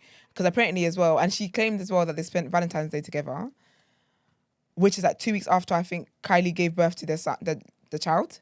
And so then Travis then posted a picture of a table on Valentine's Day, and it had like LOL dolls on there. So he was like, if you were not at this table, which is a table with, Stormy, because kids love the LOL dolls. He was like, if you weren't at this table, then nothing happened. Like, you weren't with me, kind of thing. It's just a whole bunch of back and forth. But there's this trend of girls just going on TikTok and just saying a bunch of nonsense. And then when they get the attention from it that they wanted in the first place, they all start acting all confused. But What, do you think she's lying? no, Okay. I don't really think she's lying. Because I think, do you know what? I think that if there's one thing that can burn a woman, is for a man to claim he doesn't know you when you know that you know me. And they got pictures together and stuff. Yeah, exactly. So I don't think he's lying, because she also said that he cheats on Kylie on a regular. So I think that's where he was like, okay, too far, ma'am. But I do think he knows her. I do think that they've probably had something. And yeah, because he and Kylie are not been steady like that. Do you get me? They're on and off. So you've definitely met at some point. They've been at events together. Like, it's just a bit weird. And she actually had screenshots from her friends saying, Travis is asking for you. Come back. Where are you? Blah, blah, blah, blah. He definitely cheats. Yeah, he looks like that. Mm. Type to do such. But you didn't hear from me. But yeah, so that's that bit of news. Hopefully she can close her mouth. And then she's all playing victim, talking about, oh, my feelings and blah. Girl, have several seats, please. And then the next bit, in women fighting women, the female empowerment movement, it's in the bin. It really is. So Cardi and Madonna went at it yesterday, on the Lord's Day, on Sunday. So basically, what's her name? Madonna has this book, apparently she published like years ago, called SEX. Sex.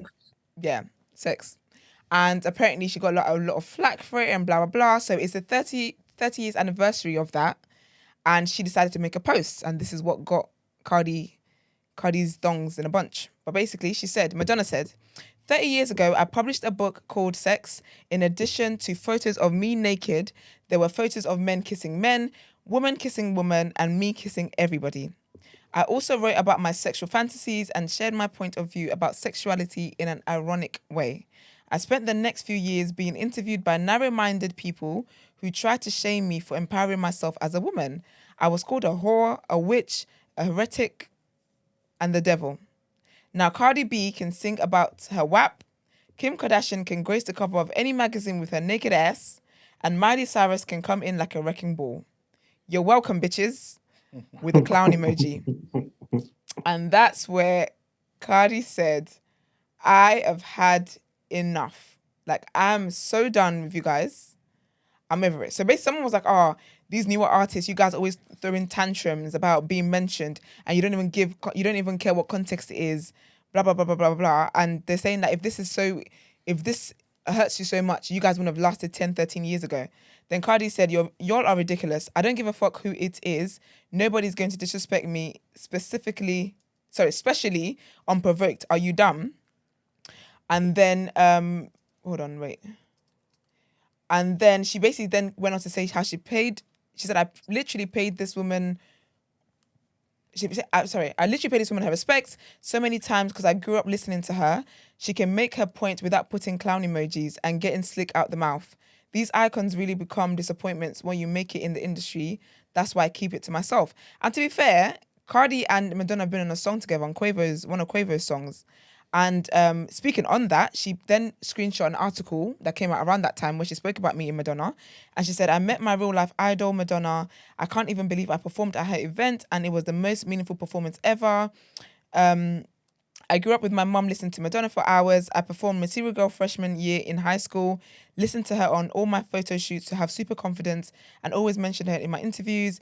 The best part about it is she was everything I thought she would be, a liberal, kick-ass feminist bitch. I'm so happy. So she screenshot that to show that she has actually paid her respects to Madonna and she doesn't understand why she's being called out in this manner. And then enter Jason Lee. I have the great connects with the royal family.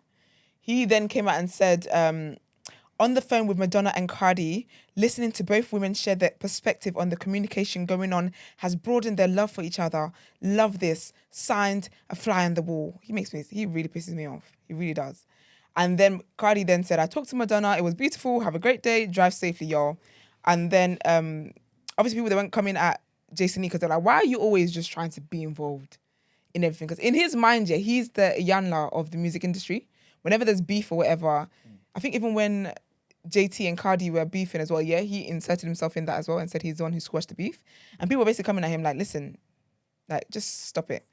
And then he said, I saw a few people mad that I am the one to get Madonna and Cardi on the phone. Ironic, both came to me to settle it, and you all want to question why. My question is, why are you so mad?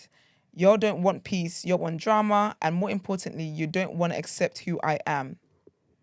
We definitely don't, Jason. We definitely don't. But then anyways, to conclude all of this, Madonna then did tweet Cardi and said, I love you, I am Cardi B. Always have and always will. And then Cardi says, love you. That's all. What does Jason Lee even look like? Well, Jason Lee. He Who looks is this annoying. man? He was on Let me Love see and if Hip I Hop know at one this. point. Let me see if I know this person. Yeah, he was on Love and Hip Hop and Yeah, I don't watch that. Was it the same guy who called the Queen's dead? yes. He's the one who said the Queen died. I've And heard then his she- name. and I then she just don't know didn't. what he looks like, I believe. And then I he don't. doubled down on that and said, guys, I have first-hand account that she's dead because someone... And no. And then people were like, what are you talking about? How are you in Jason Lee, Hollywood Unlocked, going to know about the Queen dying and the whole BBC over in her country of residence is not going to know? Then he said that what happened was he, one of his staff members was at an event with like band members Queen or like ex-band members Queen. It's something to do with a band called Queen. And so the person then heard Queen and dead and then quickly messaged the group chat like, guys, exclusive, royal family, da-da-da-da-da. Is it this white brother with the sly high top? Yeah, but he's, I think he's Latino. I ain't never seen this nigga a day in my life. Okay.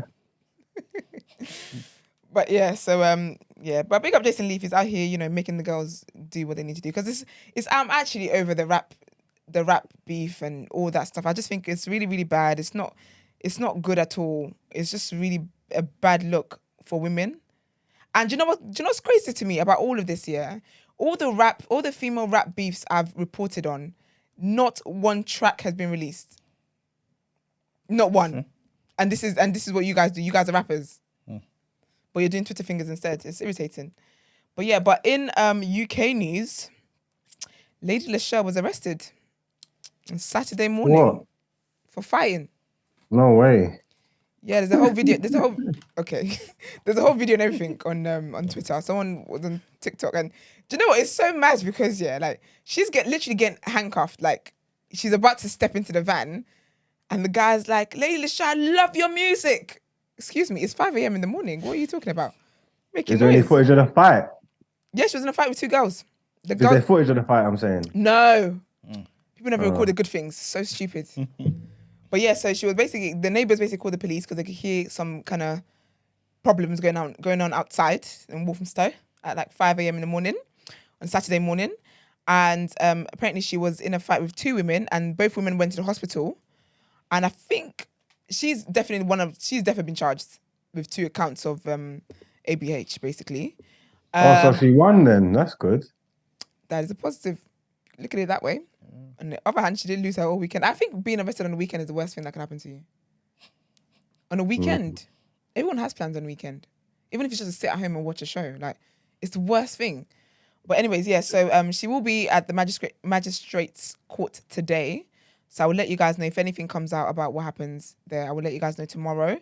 But apparently the word on the street is that she was stalking her ex.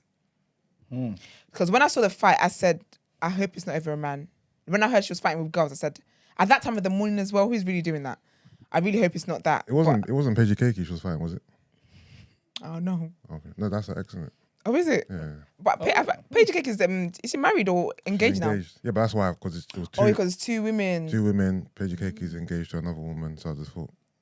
Well, we'll see if the oracle's right tomorrow. We'll see. Hopefully, no, I'm not saying this is not a prediction. Well, you did just kind of say it. You did say it. I asked a question. I said, was it Paige Keiki? I'm not saying it was. This is not an oracle. Put this on my name. But no, yeah, hopefully we'll get more information on what happens. And I'm hoping she gets like a suspending sentence or something and doesn't actually, because she's doing really well career-wise. So it will be such a shame if if this fumbles her bag. People need to really, really know what it is they've got to lose and not be risking it all. Because I feel like she's finally getting her flowers and doing amazing things. So it really will be such a shame. But and if she was the aggressor? If she was aggressor, what? If she's the one that started the brawl. Would I still want her to not go to jail? Yeah. Of course.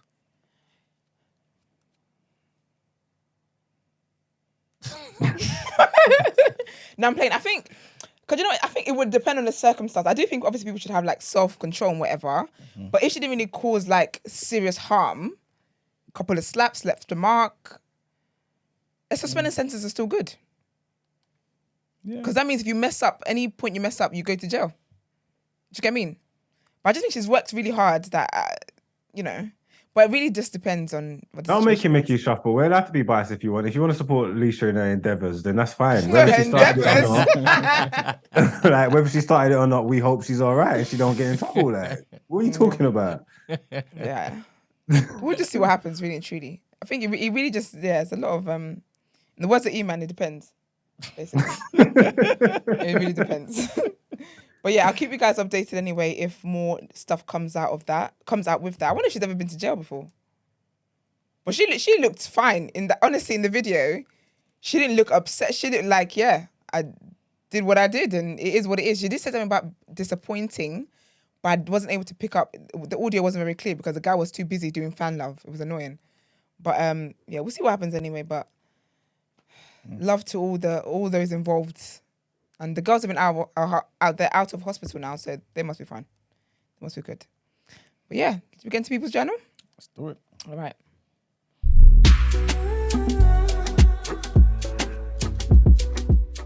All right, people. Welcome to the People's Journal. I'll give you some economics news. All right. So the first thing is kind of something that I touched on earlier. when we were talking about how bad Liz trusted.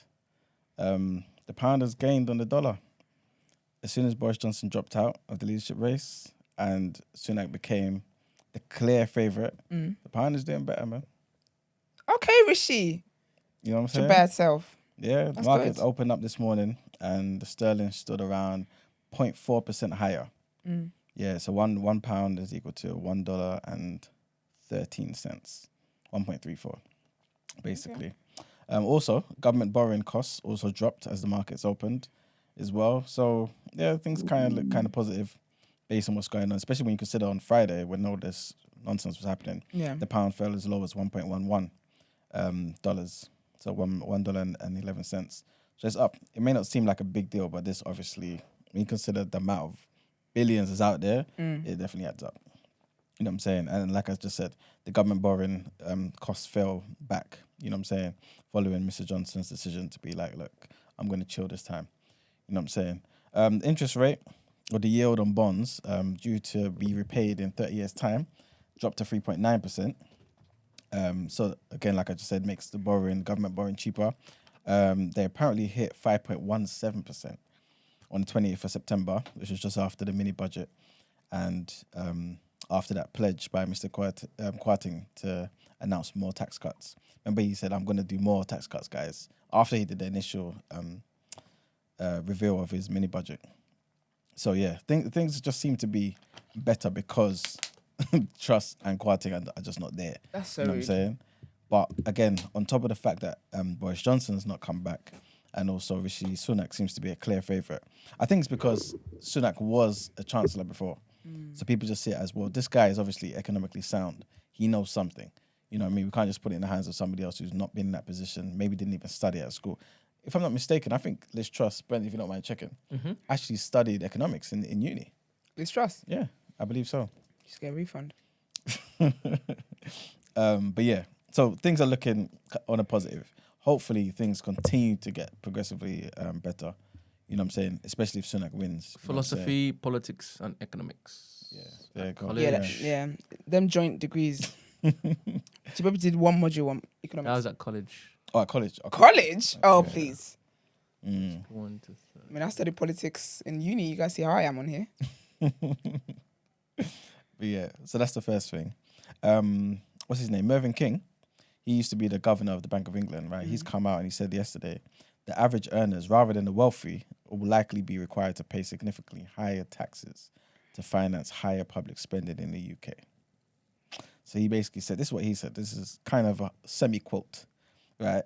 There isn't enough money there amongst the rich to get it back to fund a strong case for some additional public spending designed to help the economy recover from the pandemic. Again, for those who don't know, there's so many different schools of thoughts in economics, right? But the more center right conservatives are more, they like the Keynesian approach, which is more intervention, being involved, spending to help the economy recover, things of that nature. The more far right are more so free market, step back from the economy a bit more and allow and incentivize businesses to just do for self, and that will hopefully make the economy better. So from that more Keynesian approach, which seems to be what Jeremy Hunt, Sunak, people like that kind of have that belief system. He's basically saying for us to continue spending, he's not saying that we should, but he's saying if you plan to, understand that the bulk of that spending is going to have to come from the average earners, not the wealthy. You know what I'm saying? And again, this is what I was saying somewhat before. When you cut taxes, you don't have to necessarily deal with this type of issue. You know what I'm saying? Not completely, guys. I'm just saying necessarily. Right? So yeah. So basically he came out, like I said, on Sunday, and he was delivering this message to the people out there, man, and issued a warning that Britain may face years of financial hardship that could be more difficult. You know what I'm saying? Than the time during the age of austerity under the Chancellor George Osborne. Remember George Osborne was a Chancellor under Cameron.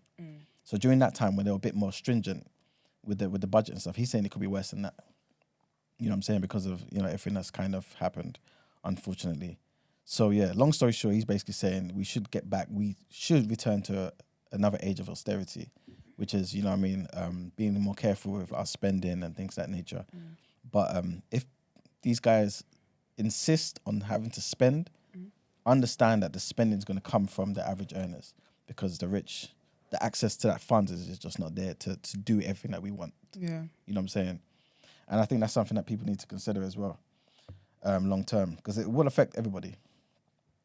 The next thing is to do with basically stamps. Have you guys used stamps recently? Like to post anything? Not recently, no. But occasionally I do. Okay. Well, Royal Mail has come out basically saying, look, you guys need to use your stamps. If your stamps don't have a barcode, because nowadays they have a barcode. I didn't know this. But these newer stamps have barcodes now. But if your stamp doesn't have a barcode, you need to kind of use it ASAP, because by the 31st of January, they will no longer be valid for postage. They're just trying to get money. Do you know how expensive stamps are as well? Yeah, oh yeah, they've definitely gone up, man. It's rude. But yeah, so it says the deadline is exactly 26p. 26p? It depends. More like £1, 26p. Yeah, it depends, depending on the thing. But yeah, but we spoke about this on the show some months back, because there was an increase, isn't it? Yeah. But anyway, he's basically saying, well, they are saying, Roma is saying, that the deadline is exactly 100 days, in exactly 100 days, affects everyday stamps featuring the Queen's profile. You know what I'm saying? Oh, is that why it's changing? It might be because of that. But I think it's also because they want to implement the whole barcode thing. Oh, okay. They're saying that the barcodes, which were introduced in February, make deliveries more efficient and they improve security, all the type of stuff there. You know what I'm saying? So people can still use, after the deadline, the themed, commemorative, non-barcoded Christmas stamps, all them type of ones that are themed, you can kind of use those. But anyone that's using like regular stamps, yeah, you need to use it by the 31st of January, people. I'd keep one just to have the Queen's. Yeah. Like if I had some, I'm not going to buy one to keep one, but if I'd had one, I would have kept one. The Queen's head. Might sell it for something in the future or something. Yeah, it probably won't be a lot of money in the future. Oh, that's dead. Unless it's like after our lifetime. Because Oh yeah, I'm not keeping you a know stamp for that long. It ain't gonna be all that long. Yeah, use your stamps up, man. Exactly. And the last thing, is it okay, I'll give you another one. King Charles is That looking sounds weird. Yeah, it takes some getting used to, man. But yeah, the new king is selling 14 of his mother's horses. Yeah, it's somewhat economic news. But yeah. Where's the money going to? It's going into his pockets. His pockets? After they've taxed him, the rest goes into his pockets. That man is funny, you know. How are you going to inherit something and then you're so quick to sell it off less than a month of you even being there? He said, I'm not interested, man. Do you know what? I'm here for it, man. That's true. All that keeping stuff for legacy. Sell the There horses, you go. man. They're going to get stuff on money, though. But to be fair, to add a bit more context, them selling horses and stuff is kind of normal. So the Queen used to sell horses as well. So they'll kind of just keep the ones that win all the races and stuff like that and kind of exchange. It's their kind of, it's their things, their hobby, you know what I'm saying? Like other things, you know, maybe like records. You buy and sell records and stuff, Yeah. you know what I'm saying? So it is kind of normal. It's not really news like that. But yeah, he's come in and obviously he's seen 14 that, you know, don't make the cut. So he's trying to get rid of them. And the last thing really, kind of economic news, but it's really just a big up to the Indians rather, who are celebrating Diwali, man. Oh, happy Diwali. Diwali starts today. So, you know, to the Indian TDA listeners out there, here, all the way in Delhi, all around the world. All around the world, because we're You know global. what I'm saying? Big up. Yeah, happy Diwali. Happy Diwali. Happy Diwali and them, Zambian man. Independence Day. Oh, is it? Okay, nice one. It's what? Zambian even know. Independence Day. Gambia. Zambia. Okay, big up Zambians. Yeah. Happy Zambian Independence Day. Yeah. I had some beef with Zambia some years back. Oh, dear. We won't go into it. But No, happy, it's too late. I want to know. What happened? it was more so the things I heard about how the Chinese were going there and doing certain things. You know, similar to how they in Kenya, you know. How they're, it's closer to home. How they're in Nigeria. Yeah, there you go. Yeah. But there were, I believe, it's kind of a few years ago, so I can't remember all the details. But the deal wasn't that favorable. It didn't look Okay. like it was that favorable. It looked like they were going to have a lot more influence than they should have been having in that country. Oh, okay. You know what I'm saying? And the president seemed to be okay with it. Again, I didn't read up on it too tough. I think I was just upset when I read it. So I said, I've had enough. Oh, You know I what I'm get you, saying? I get But you. More with the government. yeah, but You know, yeah. there's the Chinese have their own police station in Nigeria now. Do they? Yeah. My mum was telling me about it over the weekend. Remember I was saying this in South Africa? People didn't believe me. It's mad. Now it's in Nigeria. What a goddamn shame. But anyway, You might get a Chinese president in China, in Nigeria. Bro. stay in China. You and know, be president they're in not China. staying. That's the thing. They're not though, are they? They're in Nigeria. But if they actually turn things around They won't. in Nigeria, Yeah. would you be backing that particular Chinese president? They won't though, because basically, yeah, Hypothetical. I can't even live up to that because they're doing a lot of really horrible things. So are you saying he couldn't be a good president because he was Chinese? No, I'm saying they can't be a good president because I already know that they're in there for corruption purposes. Do you know, if I didn't have anything benefit if I didn't have anything to go off, then I could be like, oh, do you know what? If they're gonna do something good, blah blah. But I know they're not going to. Like, there's been a lot of racism, a lot of slavery going on, a lot of mistreatment, as in currently in Nigeria at the hands of the Chinese So- against Nigerian people. Suppose they come in and bring discipline to where it needs to be and clean up the police force and the government and whatnot. It sounds like imperialism. It sounds like a new neo-colonialism. That just sounds like you've come here to come and correct our wayward African ways. But you've That been doesn't saying sound it's nice. wayward in Nigeria, though. Yeah, but we can fix it. We can deal with Oh, it. is it? Yeah, All right, of course okay. we can. You'll have confidence. I mean, in we haven't yourselves. yet, but we can. Yeah, but if enough of us like do certain things, remember it takes time. Yeah. We only got independent in what 1960, right? It takes time. So we're frustrated. We talk about it all the time, right? But it does take time. Some of us may be going back home. People back home also rising up. You know what I'm saying? It's a process. But you just announced that they now have the police system. yeah, this is diabolical, man. So they've been allowed access. They've been granted access. Yeah. Unfettered. So you don't see it Getting worse. going. Yeah. I to be honest with you, in some ways, I definitely do. This is why I've been talking about Yoruba and the whole secession thing. You know what I mean? Separating and things of that nature. Because I don't really have that much confidence in Nigeria as a country staying together and being prosperous. You know what I'm saying? But I don't want, to be honest with you, them coming to Yoruba land or even going to the to Biafra and starting to interfere with people who want to govern themselves. You know what I'm saying? If Nigerians vote a Chinese person into power, would Yeah. you denounce Nigeria from your person? I mean, Would you I've still already- want to go back to Yoruba land? Oh, 100%. Yeah, because I'm from Yoruba land. You know what I'm saying? My ancestry is there, Ancestry. innit? Suppose they make a village person No. too far. And that's where you're done. Okay. That's not happening. When I see what Life of Boj says, I went to a Chinese restaurant when I was in Nigeria. They didn't rate us at all. They hate us. There you go. They hate us. But There again, you for go. me, I blame the government because they're allowing and they're signing up the lands, the people and everything. I told you guys about the shipment that was stopped and it had like over like 100 penises, I think. What? What? Yeah. The shipment stopped. It was going to China and they had like, What? As in Wait, human as penises. As in- Chinese people going to eat peanuts? I don't know what they were doing, but they basically like, Was it black penises? yes, because they were Nigerian penises. But so where the people that the penises belong to? The morgue, innit? Telling you.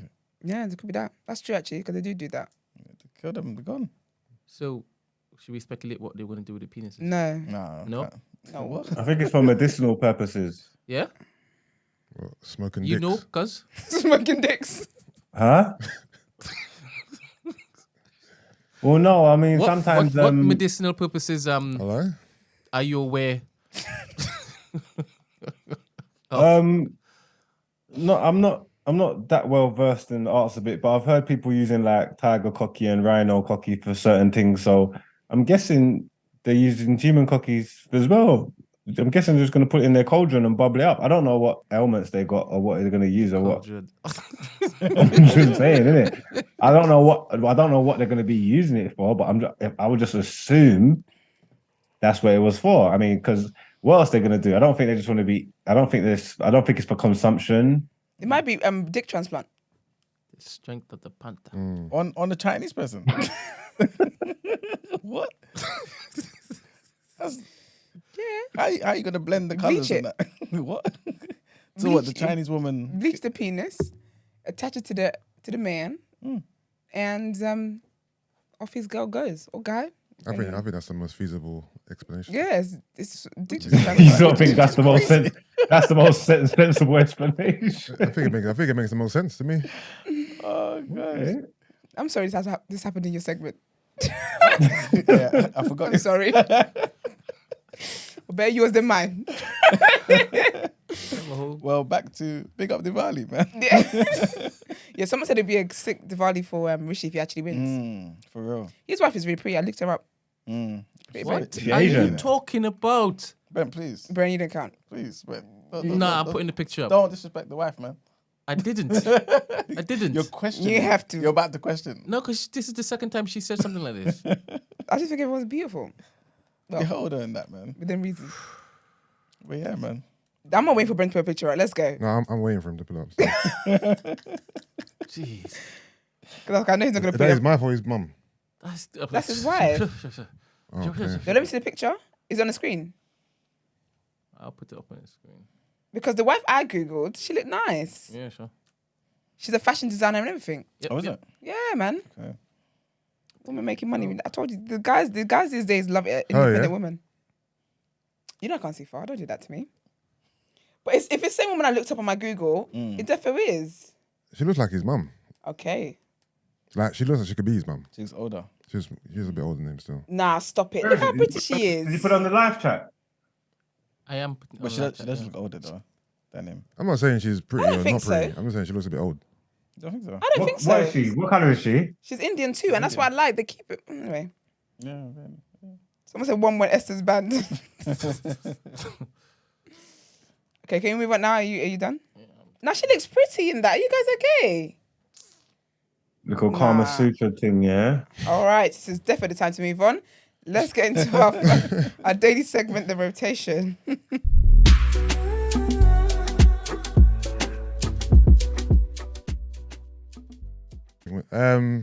Welcome back to the rotation, guys. I'm gonna start off with a bit of music news before I, what's that? A bit of music news. Why is it playback? No idea. Is Mark trying to keep calm? This time it's him. That's you, Mark. Nothing to do with me. It ain't got nothing to do with me, surely. Is it not? Not surely. I think it is. Even your screen is looking a bit higgy Said, right now. surely not I. The I didn't even say anything. internet's playing up. Oh, it must be internet. All right. A bit of music news first. So Drake announced the video for Jimmy Crooks off of Honestly Nevermind over the weekend, featuring 21 Savage. So the video came on and it was him and 21 in front of like 8 screens. Drake proceeded to rap his verse off the song and then he stopped rapping and then an announcement popped up on the screen. The announcement is that Drake and 21 have an album coming called Her Loss. Okay. It's coming out next week, Friday the 28th of October. So yeah, 21 and Drake have an album on the way. Obviously, he just released his house album, Honestly Nevermind, on the 17th of June. So this is quite soon after that. Expectations, I'll be excited. Drake and 21 Savage, collab album. I like 21. Excitement in the room now. Drake hasn't encouraged me in a while. He hasn't what, sorry? Encouraged me Okay, musically in a while. yeah, But I like 21, so I'm looking forward to that. yeah. Marks, Yeah.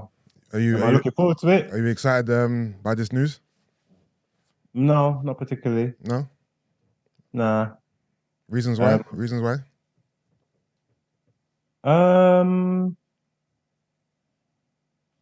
I'm just not. I don't know why. I'd rather him do another one with Future.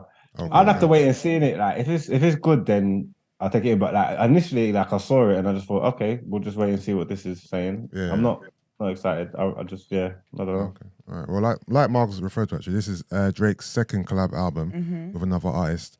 First being What a Time to Be Alive with Future in 2015. And this is I believe him and 21 have 4 songs together previously, so this ain't the first time they've collabed. But obviously, this is going to be a full project. It's called Her Loss. I'm trying to think what would the theme be. I think I like that. Yeah. I mean, a lot of... I'm here for that, actually. Yeah, I think the name excites me a little bit. Yeah. As opposed to Drake and 21 together, but I think they've got a pretty good track record together in regards to the 4 previous songs. They were, just for guys' memory, remember he had a song called Sneaking with 21 off of Life is Good. Sorry, not Life is Good. More Life. Knife Talk from CLB. Then obviously Jimmy Crooks off of Honestly Nevermind, and then Mr. Right Now, which is 21 featuring Drake off of one of 21's albums. So they've got a history together, and now they're giving us a full project. And they didn't even give time to wait. It's coming out next Friday, so Oh damn! I'll have a review for you on the Monday. Are you looking forward to it? Not really. And I'm not really excited. I'm not excited. Okay. I'm not a 21 Savage fan.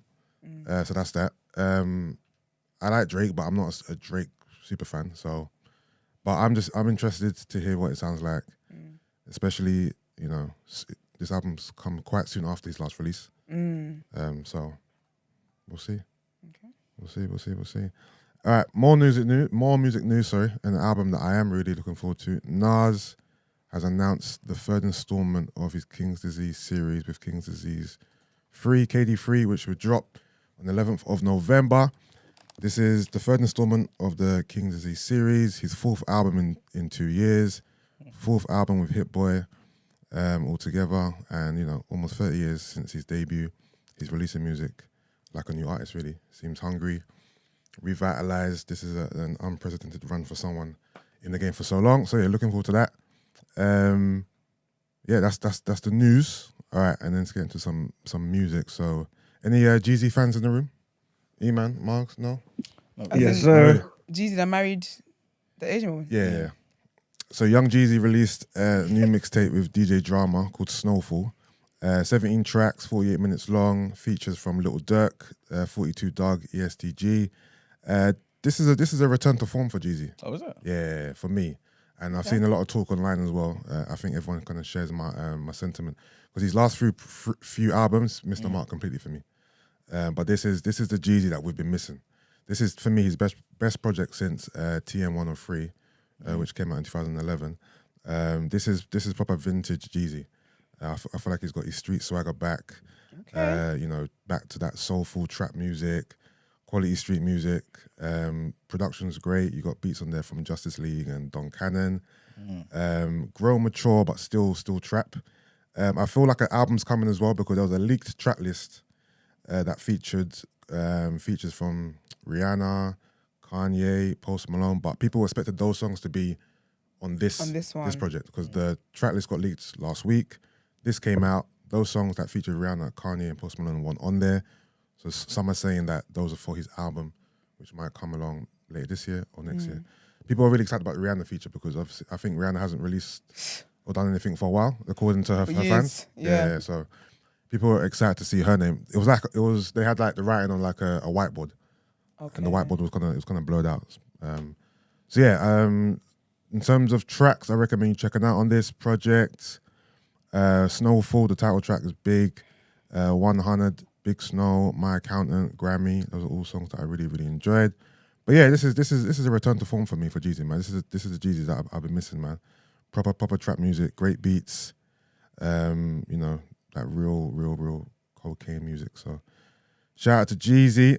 And lastly, let's bring it to the UK. Any Suspect fans in here? Suspects OTB? No? Quiet room? Say nothing? Suspect OTB released a new project called Trillville. His first project in 2 years. For those who don't know, Suspect is affiliated with Gigs, Tiny Boost. He's from Wharf Road. He's affiliated with like SN1 and all that. Short project, 8 songs, 24 minutes, nice and easy. Features from Gigs, Tiny Boost, Flights, Fee Gonzalez, Shy Simone. If you know about Suspect, he always gives you a lot of high energy, and this is kind of tapping into that as well. High energy brand of hip hop. He's a little bit off the cuff as well, a little bit unorthodox, which I like as well.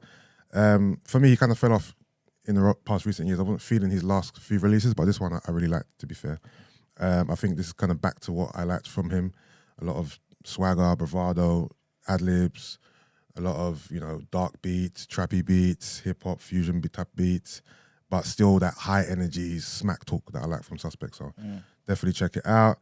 My favorite songs on there, Torch featuring Tiny Boost. I think those two are a great combination. Whenever they hook up, they produce magic. And then a song called No Trouble, which is like a club banger as well. Check that out as well. But yeah, overall I enjoyed it. I'll definitely say that it makes my rotation. Same with Jeezy as well. I'm definitely gonna spin that in the gym and on my drives. But yeah, that's it, man. It wasn't a great week, to be fair, for music releases. I dug deep. I listened to one or two things, but nothing really. I tried to listen to a woman called Armani Caesar. I'm not sure you guys heard of her. No.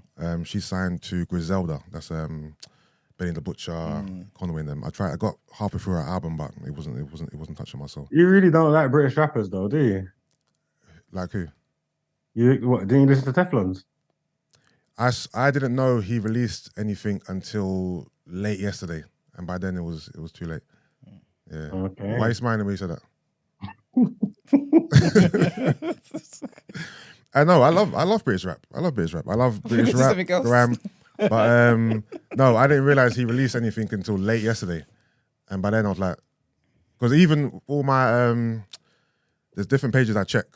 They detail all the new releases. I didn't see his name on the list on any of my pages. So maybe it was a quiet release. But yeah, I need to listen to it. I ain't listened to it yet. If you want me to listen to it and do it tomorrow, we can do part 2 tomorrow if you want. But yeah, I was unaware until late yesterday that he actually released that one. So my apologies, Marga. Can No, you, just say, huh? Marcus, can you just reset your router and come back? Thank you. All right, bye. He's fed up, boy. He's had enough. But yeah, all right. To summarize, Drake and 21 Savage new album coming out next week Friday called Her Loss. Check that out. Nas King's Disease 3 will be with you for those who care. 11th of November. Jeezy Snowfall, check it out, please. If you're into Jeezy, into trap music, and then Suspect, OTB, Trueville, check that out as well. And I'll be back next week. Love to see it. Thank you, Mr. Rotation. Let's get into our last headlines for today. Let's do it.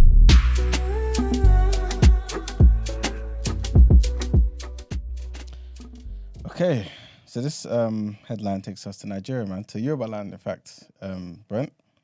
Yeah, so the Ooni of Ife, Oba, Enitan, Adeyeye, Ogunwusi, Ojaja II. That's a strong name. I'm telling you.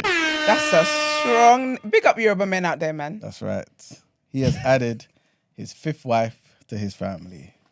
Can we have another one, Brent? No, we can't. We don't encourage. Don't woo. Hold on, who is this man? The king Ooni of Ife. Oh. Yeah, so he's the king, basically, of all Yoruba land. He's our top.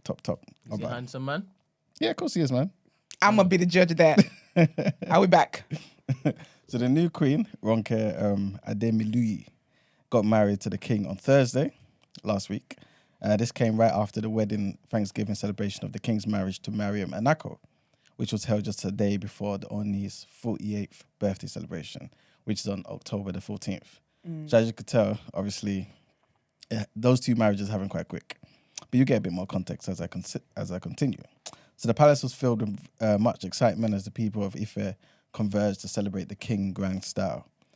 Though the traditional ruler was not in attendance, his royal guards and maids, palace chiefs and royal staff were there to represent him, right? So you lot heard correctly, yeah? He wasn't in attendance. Sorry. No, I didn't hear correctly. It was his wedding, but he wasn't there. There's other things to do. But was the bride there? Yeah, of course. Of course she has to be there. Who she married? Him. And do you know what's mad about Nigerians? They put a picture of you. I know they put a picture of him. Maybe. But he had a lot of people representing him, so... Don't represent. I want my husband representing my husband. The heck? I don't think my sister might tell me I'm incorrect, but I think my parents didn't get married together. I think it's over the phone. There you go. I think my mum was there Okay. and he wasn't there, and they called him. I think so. While he's doing his shopping, he's like, I I do. No, he was abroad. I Yeah, think exactly he what was I'm thinking. abroad studying. I think it was in Germany. Okay. Lima, if I'm wrong, text me now and let me know because my sister's watching. But I'm pretty sure that's the There you story. go. So it doesn't matter how it happens. It does. Do you know what? Again, do you know what? Actually, I'm learning is preference. There you If go. sis is happy for it, well done, sis. You're the 5th wife. Congratulations. There you go. And just to add context, she's not just like some useless. Not saying any woman is useless, but Yeah, she's not you like guys- a nobody. You know what I'm saying? So his new wife is a lawyer. She's an entrepreneur as well. Yeah, well, everyone in Nigeria is a lawyer, though. No, but she's a. She's Law studied- is the most common degree there, and we're a nation of liars. It's Yeah, funny That's that. why you need to be lawyers. But she got her degree, if I'm not mistaken, in the UK. So she goes back. Okay, Yeah. girl. So she's like us, kind of, right? Yeah. She's a single mum of one, and she's the founder of the popular fashion showcase platforms AFWN and AFWL, which is Africa Fashion Week Nigeria and Africa Fashion Week London. So she founded all of that type of stuff, right? Sick. And the wedding, which is the monarch's 5th in less than 2 months. There you go. That was another. Do you know, I'm going to need you to pause before the last sentence that you're going to say. I will indeed. Because... And it took place in Osun State on Thursday, like I said earlier. All right. Guys, brace yourself. Brace, because while I was checking to see whether this man is a Zeddy or not, he isn't. I found out this news. So, Iman, please let them know. The Ooni of Ife, that great man, the Yoruba king, the head of all Obas in Yoruba land, is also rumoured to be marrying his 6th wife, Temitope Adeshegun, later today. Congratulations. Oh, women are down bad. We are done out here. But are they really? They're all going to be enjoying life. Do you know what? Again, because Iman and I were talking off air, and just because I'm a woman of transparency and growth and all that kind of crap, I did say, do you know what? I can't understand why some women get married to men who already have wives. It works for some people. I can accept that. However, I did say with absolute certainty that it's not for me. It really isn't. And I was saying how I feel like God creates each person with what it is that they can tolerate and what they can't tolerate, and with certain personality traits and characteristics that helps you in your future, in your life endeavors, right? Yeah. And I think that women who are able to have their man to share dick, right? I think that they are a certain type of woman. For me, even the thoughts in here of my man coming to my bedroom after I know he just left another woman's bedroom, I'm getting lightheaded right now. It probably wouldn't be straight after. It'd be like the next day. No, we can rest. Round 1 wasn't that great. You'd be like, do you know what? I'll get round 2 from Esther. I don't think he's going to be doing this. He's going to be walking from room to room. Some of them do. If you're greedy enough to want 6 wives, 2 in the space of a weekend, I don't see what's holding you back from going and chopping 3 of your wives in the same night. That is some people's fantasy. Do you get me? But yes, I can accept that it's for some people. Yeah. And I think if a woman's fine with it, then that's absolutely fine. Am I judging? I can't help but to. But all the best, all parties involved, and big up his 6th wife, and they're getting married with a man not being there. That's. Yeah. I want to know what the benefits of being his wife is. Yeah. I need to know, because there's got to be more. If my husband is not present at my wedding, and I'm the 5th wife, I need to know what the benefit of that is. Yeah, but I think generally, to be fair, like, as we know, a lot of them don't get married for the same reason people in this country get married. Yeah. You know what I'm saying? So a lot of these things are political reasons. Maybe she adds something to his life. He adds something to her life. Having children, this, that, and the third. You know what I'm saying? There must be benefit all across the board. Yeah. All right. Okay, cool. Yeah, there must be benefit all across the board. You know what I'm saying? So I think sometimes, like, we who are hearing this have to try and take ourselves out of our mindset of why we ourselves wouldn't get married, because I think it's completely different to them. You know what I'm saying? Yeah. It's more status, it's more so political benefits across the board, and you know what I mean, both ways and stuff like that. So it's different. You know what I'm saying? And the reason why I mentioned who where's the echo coming from? It's different. And the reason why I mentioned echo coming from. Okay. They're gonna bring it up. Who's ain't blaming me because I'm not even speaking. Yeah, but it's coming from your channel. Are you playing the live? I just saw bare spit coming out of Marcus' mouth.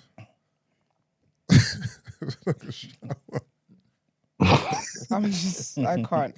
Someone said, is it fixed now? Yeah? Okay. Kevin Thompson said, Esther's just lucky to be living as a European white woman, ironically. You know what, Kevin? Call me Karen. Call me Karen if that means I get to have one husband who is for me and I am for him. That is my calling. There you go. Yeah, so everyone's different. And the reason why I mentioned the woman's credentials as well is just to kind of highlight that she's not doing our desperation kind of, like, she's got her own. Yeah. Yeah. And I respect that. Yeah.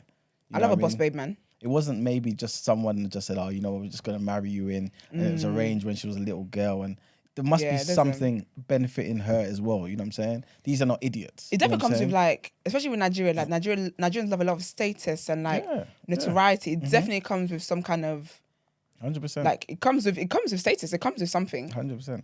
And as a king as well, we've all known historically, all the previous Obas as well, they have multiple wives. Yeah, they do. So he has to have his too. Yeah. You know what I'm saying? And I think it's a good thing that if he's going to have multiple wives, these are wives that can actually contribute to what's going on in Yoruba land and business and this, that, and the third. And he can add to their lives as well, rather than just maybe women who just say, yes, yes, sir, yes, sir, every day. You know what I'm saying? But actually doing things for themselves. Yeah. So I think it can be at least a positive thing. You know I wouldn't what want to have sex with him though. You wouldn't? No. I think, to be fair, some of these women probably don't. Yeah. Maybe occasionally. You better go to wife number 3, boy. Yeah, because I don't think they all live in a palace. They probably got other places. They're doing other things. They do their own things. That's true. Yeah, like I remember his first wife, or at least the first wife when he became the king. She was a humanitarian. She still is to this day. So she does things. All of them do things. He's got a good yeah, he's not choosing CV for women. He's not choosing people who just do nothing. Yeah. You know what I mean? And the wife that replaced her, because they fell out, whatever. She was a Christian. She was a prophetess. She'll probably be shocked he wanted to marry the second wife. Maybe. Sounds like me. Maybe, but you know what I'm saying? So anyway, long story short, I'm just trying to say that they're not just village girls, for example. No disrespect to those, of course, as well, but they do things. You know but it's true. I think when you think of a man marrying multiple women, you kind of give it that savior, like he's saving her from something. But exactly. I like the fact that these women have their own and they're doing what they want to do and they're actually successful women. Big up them, man. Yeah, 100%. And hopefully the marriage is not like the other ones where they've broken down, you know what I mean? Hopefully they gain something and these people can all be happy, you know what I mean? So how many wives does he currently have? 5 wives and 6 by this afternoon? Yeah. So he had, so if are we counting the one he divorced as well? No. If we were counting all of those, if I'm not mistaken, it'd be 8. Yeah, so I think he had one before he was even considered a king. Okay. Yeah, when he was a regular guy in London, you know what I'm saying, doing stuff. And she's not around? No. I think they split up for other reasons. Okay. Right, and then he had his second one when he became the king. So that was meant to be his first official. They split up. Then he had another one. They split up recently, actually. I think early this year, unfortunately. And but he apparently that was one of those where he felt bad, like he was trying to get her back and all sorts. Yeah. So I think it is what it is, isn't it? My granddad's brother he's got kids all over the world. I don't know if you ever heard of Ajala Traveller. No. He basically travelled around the world with a motorcycle and a motorbike. Yeah. I've heard of it. Yeah, that's my granddad's brother. Okay. Oh, wow. So yeah, he's got hella like kids be popping up. Wow. Like my mum would just get an email on a random Tuesday afternoon, and someone's like, "Oh, I'm his son. Like I know about your dad and blah blah blah." Like, and she meets her cousin like that. She meets cousins like. Well, does he have his kids on his journey? Yeah, I think he was planting seeds as he was going along. Okay. Because even after he's dead now, but even after he died, like, there was hella kids just coming out and women coming out. Like, when did he pass away? Years ago. Oh, maybe it's a different guy then, because there's a guy that I've seen recently online who's Nigerian, and he's driving by motorcycle across. Oh, I'm not sure. Across the world. He's definitely passed away because I believe my granddad was the last. This is a different guy then. Yeah. Interesting, man. Yes, and our second headline is also Nigeria based as well, but this is the Nigeria's first lady apologizing actually to Nigerians. So Aisha Buhari, who is the wife of Nigeria's president, has said we must apologize to Nigerians as her time as first lady draws to an end. Speaking to BBC News Pidgin, she said in 3 different parts of the interview, she said, people expected so much from us. And maybe after 7 years, we haven't done to their expectation. Only God knows what is in somebody's mind, right? Nigerians are funny, man. He also said, so the government, they have really tried. They have done their best, but maybe it's still not the best to others. And the last thing she said also, to them, they have done their best, again speaking about the government, but only God knows. So we must apologize to Nigerians whether we have met with their expectations or not. We must apologize to Nigerians whether we have met with their expectations or not. This is a lot today. Yes. So, what are you on me for? Huh? Okay. What'd you say? Nothing. All right. So Mrs. Buhari, she didn't clarify in which areas she thinks the Nigerian government could have done a better job, but President Muhammadu Buhari's administration has faced criticism for failing to bring Islamist violence and armed gangs under control, also failing to end corruption and deliver more jobs, as well as also carrying out brutal attacks on citizens who protest in such movements such as NSARS 2 years ago. She also said, "I'm not into government activities. My own is to support them, either on health or education. I don't go into details of what they do. My office, I run it like an NGO, just to receive people." Is what she said. What she needs to do is ask her husband directly. If that is a husband, you guys know, you know. But yeah. Yeah, so as President Buhari prepares to step down after 2 terms in office, Nigerians are guaranteed a new president when they go to the polls in February next year. A new president when they go to the polls February Going on there. next year. It's a lot. But yeah, that's the end of the headlines. Right, well, let's get into the reaction, our sports headlines. Are we gonna?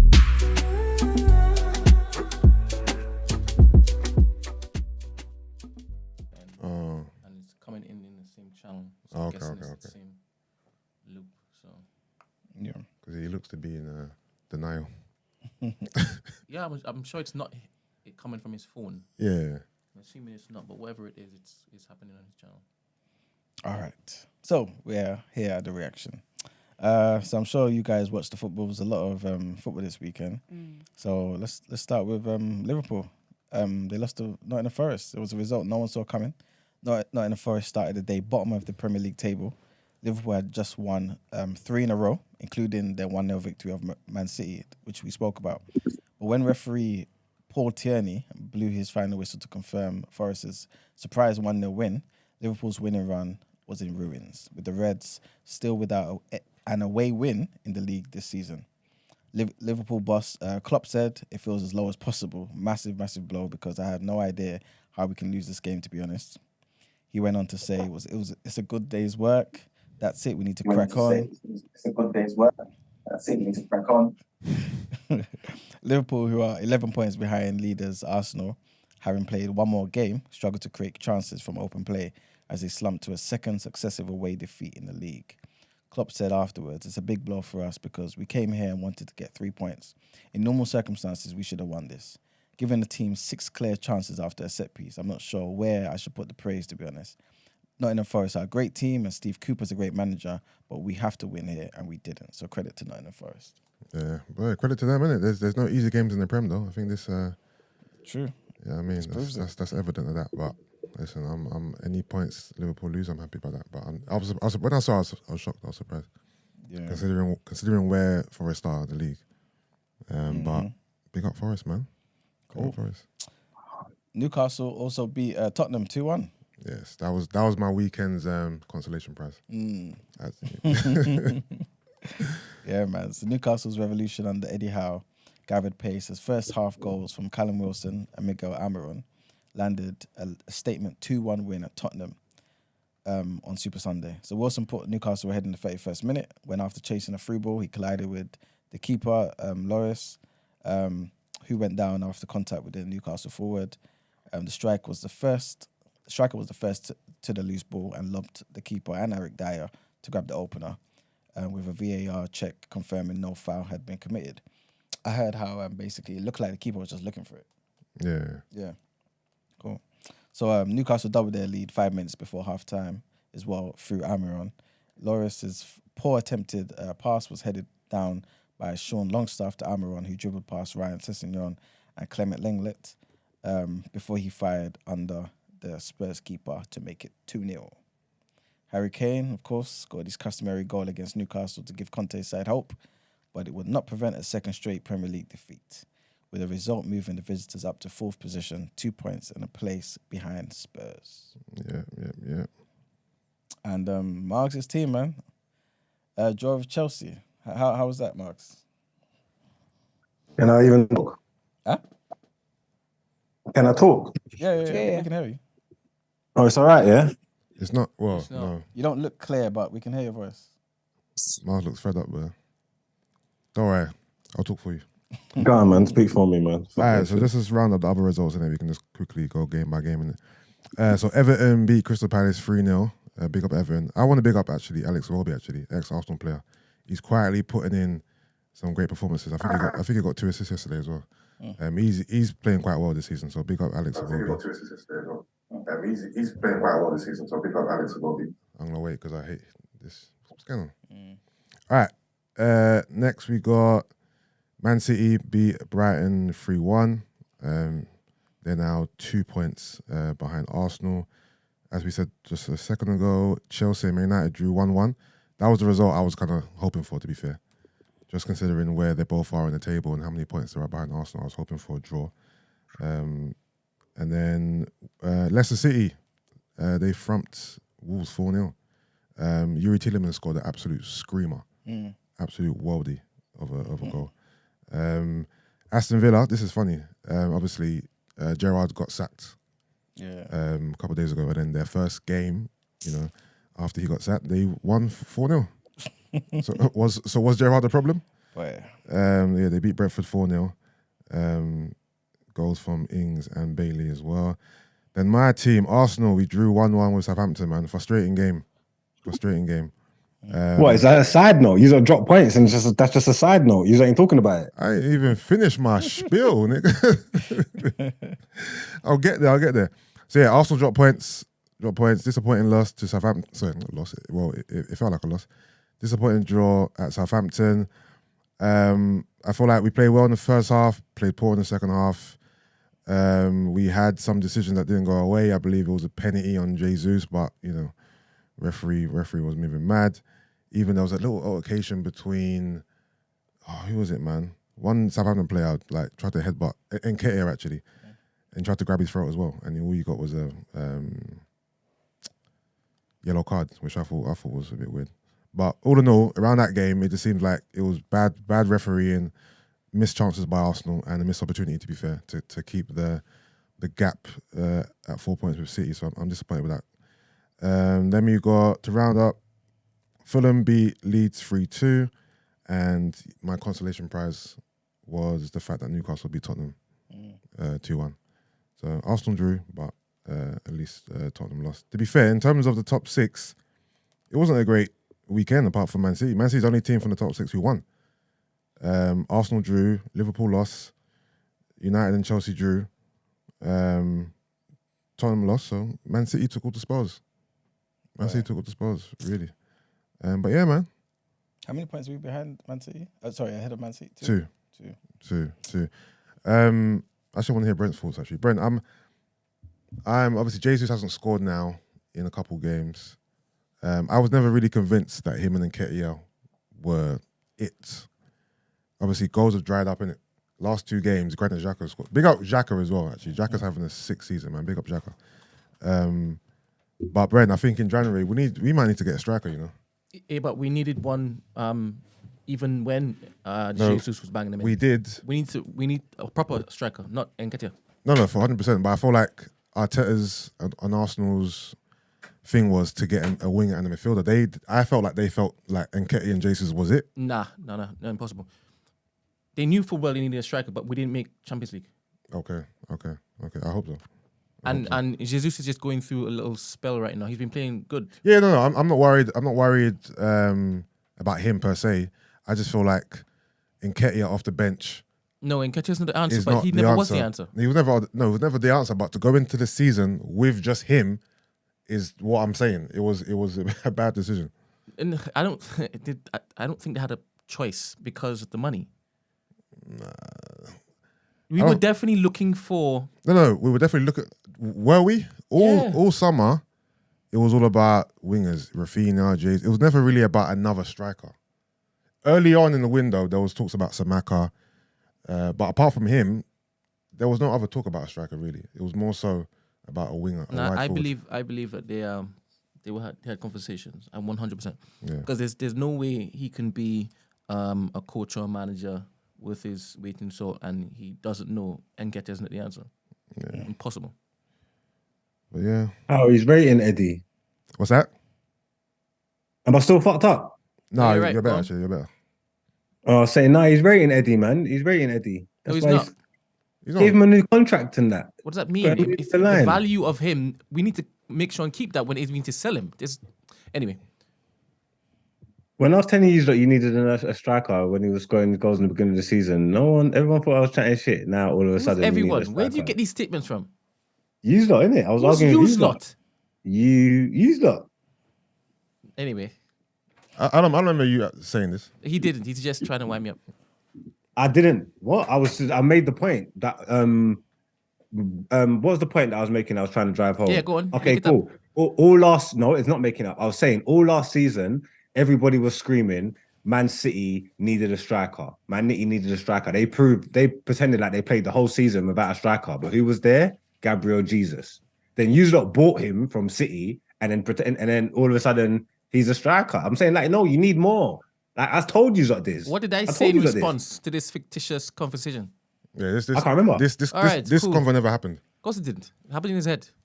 What do you mean never happened? The stuff's on camera. I can't bother to troll through and find it. But if someone could be bothered to go find it. You saying that, what did I respond to you? Did I say, no, we've got all the strikers we need? I can't remember. I don't remember what I said. Yeah, well, if this convo did happen, I don't believe me and Brent were saying, no, all we need is Jesus. I don't think we would have said that because I don't believe that. I don't think all we need is Jesus and then Ketia. I believe we need another striker. He's not gaslighted me. Top teams don't just have two strikers and one striker being Eddie and Ketia. That is not it. These were fine when the goals were free flowing and stuff. These were cool. That's what I remember. I'm still fine, to be honest. I like the fact that we are still top of the league. I like the fact that it is that we even drew. I like that we didn't lose. Yeah. Obviously, we could have scored a few goals before. Why would you have lost? You was leading. Sorry. Why would you have lost? You was leading. You haven't lost your last 18 when you scored first. Why would you have lost? I mean, you're happy you didn't Glad lose. we didn't lose. I don't understand. That shouldn't even have been an option for you lot. The ways I'm moving. Anyway, that's to show you how our mindset has changed. The fact that we're talking like this. Yeah. Which is great. I like that. All right. Now that you're back, what's your thoughts on Chelsea United's game? We dropped the ball on that. It was a good tactical battle. We probably had the first 30 minutes, didn't capitalize on it.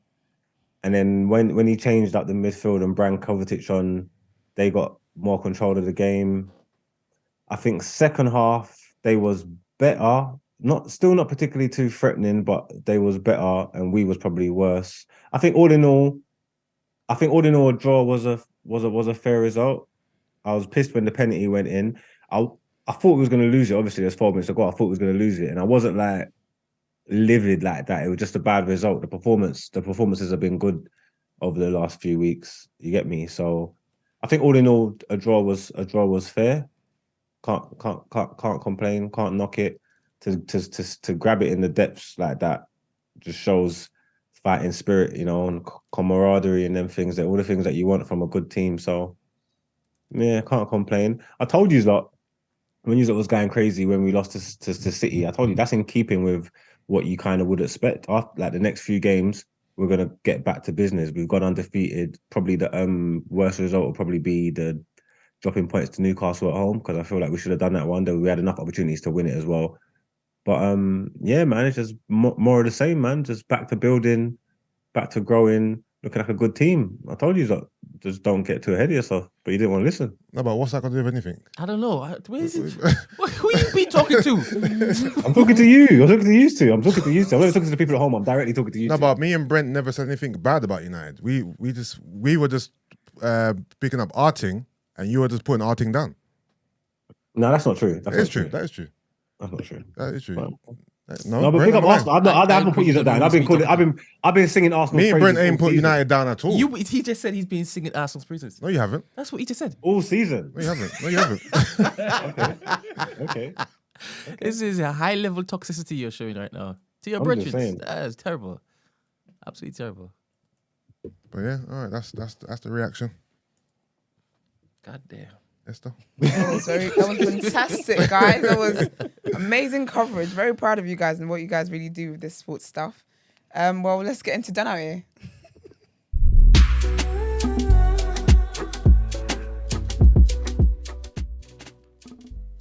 My Out Ere is going to be really short and sweet. I just want to put something into the air and let you just digest it and take it however you want. I haven't got too much opinions on it, but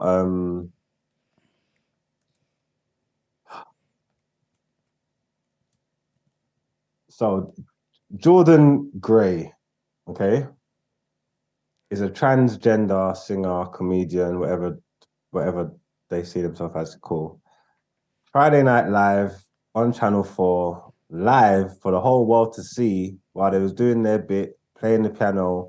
They decided to jump up, strip naked, and then start playing the piano with his dick. I just think. With her dick, bro. No, I'm not saying that. I just think you that are bringing people. You're bringing people back 10 years. You're not doing no good. You're enemy of progress. You know, like obviously, like transgender people go through a lot. There's sentiments in society, whatever it is, and like people have been doing a lot to work towards equality and all of these things. And I think stupid displays and acts like that don't do the community any favors whatsoever. Because this is what I'm trying to say. I've got to read this. I'm trying to read this out. Look, Channel 4 faces furious backlash after transgender comedian stripped naked live on air and played keyboard with her penis. How did you write that? Like, that don't even make. How can it be her penis? This don't make no sense to me. And this is what I'm trying to say. You've just fucked up everything. You like I said, I just think you're just gonna bring yourself back to the fucking Stone Ages, especially when there's certain people who don't even respect pronouns and stuff like that. I mean, I just don't think how you're gonna put her and penis and expect me to play along still. Like, you're playing the keyboard with your dick, and you expect me to play along still. Like, you are fighting for all these rights, and you want people to take you as a woman, to see you as a woman, to treat you as a woman, and respect all your decisions that you want to make in your life, which is totally fine. So then, why are you shaking your dick around on the TV for? To be honest, it was just one note that she used her penis to press. The last It's the note. same. Okay. It was the crescendo. It doesn't matter, because I think if you want people crescendo, you know, you're sick. if you want people to treat you like a woman or see you as a woman, I think you should be doing everything in your power to like hide your dick. Like, that's just what I believe. I mean, I don't know, just kill me, it's still my opinion, but I just think like, Would you feel differently if this was a man, as in a man, like a OG man? what, that just done it? Yeah. Like, I don't understand why people are running around streaking or stripping. Like, I don't understand. The gig wouldn't have made sense. Like, I'm not even offended at the fact that they strip naked, because you could do what you want. I just think it's I don't know, man. It's just I just don't think it makes sense. Like I'm saying, you want to be a woman, you're presenting as a woman, everyone's calling you she and her and whatnot. You have breasts, you look like a woman, this is what you're doing, and you're fighting to be seen as an equal, as a woman, this is what you want to do. And then you proceed to shake your dick around on the telly. And I just think it doesn't, I can't understand. I just don't understand. Yeah, I just can't understand why you want to do it. I just think it's wild. And I think it was pretty stupid. And obviously Ofcom's gone crazy. It's just like, Boy. Ofcom's gone mad. This is misogynistic. That's what they're saying. They're saying it's all. Well, was People this might say that's the best dick sometimes. was this live? Yeah. Did you see Yeah, it the was video? live. No, Yeah. I ain't seen it. All right, okay. But Quite entertaining. when she was stripping, like, no one thought to cut the cameras. That's what I was thinking. Nah, it was kind of quick. Like a one suit. Yeah, it was like a. Wow. Okay. Let Because me it watch had it. like a wire to pull it all off. She practiced. Oh. Yeah, so it's a surprise They thing. watched couldn't the video stop now, it this is because wild. just beforehand he was like, "Oh yeah, this is what I love about live TV, because you could do stupid things like this." and just Oh man. Damn, fam. ripped It it was off. actually And before the crescendo. I'm watching it now. Oh wow. It is a wow. And she hit the right note as well with the tip. Okay, Oh, ew. gosh. I'm disgusted. Not the tip. Sad, man. So what is there a lot of like Outrage. Yeah. And you reckon there'll be Well, of more? course, there could have been kids watching and stuff. Either way, it's nothing to do whether you're transgender or not. If you're doing a show and you're like, why are you Yes, just it's stripping lewd. naked for? Do you know what I'm trying to say? That's very crude and stuff like. There's been a lot of people that was at home. I wasn't expecting that. That's not what they signed up for. They don't want to see that shit. Do you know what I'm trying to say? That it's not about whether you're a man, woman, trans, wherever you subscribe to. That's got nothing to do with it. Like, why are you doing all this foolishness for anyway? Did the TV? I just think Do you feel because she's a trans woman? because he's the what? I think it's just a dick on the TV. Because No, I'm trying to see, did the TV censor it? I'm going to say, do you? So I use it on this platform. Do you not believe women can have penises? That's not where we're going with this. I'm asking. But it is where you're No, going with it, because you keep saying she, and I would have respected the pronouns if they were acting accordingly. But then when you Well, throw not your using dick the around on dick. TV, Yeah, but what's the behavior? Once you throw your dick around on what's TV, the then- behavior got to do with the pronouns? because you want me to say her, and you're playing your piano with your dick. What are you talking about? I can't say these stupid things. I can't. That's a man. You know, some of them actually want to keep their but appendages, so what's- that's neither here The nor what? there. Yeah, but you're It is because you're What's your promoting it and focus, you though? used it as part of your act. You used it, yeah, like it's the manhood. You yeah, used just your like manhood. she could use her elbow, innit? Or her knee. Okay, cool. Well, no worries. I'm not saying. No worries. I'm trying to figure out where your outrage at the fact that a person pulled out their dick, and would your outrage be the same if it was a man, OG man, or is this the emphasis on My the fact that it's a outrage trans is woman? that it's a trans woman, and I just, like I said, I think you're just being an enemy of progress, okay? And I just think it's just mixed messaging, man. It's just there's so many people that's gonna be watching it that's confused, and like kids and stuff and whatever. Like it's just mixed messaging. And I just think if you want to be seen as women and be treated like women in society, then you should act like women. And I've never seen a woman play a keyboard with her dick before. So there you go. Because typically they don't have Yeah, one. but no, you That- have, that innit? sentence is mad. You know what I mean? Now you have. No, I haven't. That was a man. All right, cool. All right, enter I'm this gonna case. stop calling you by your rap name. Call me whatever you want. I don't give a shit. Yeah, let's get into the outro. All right, let's do it.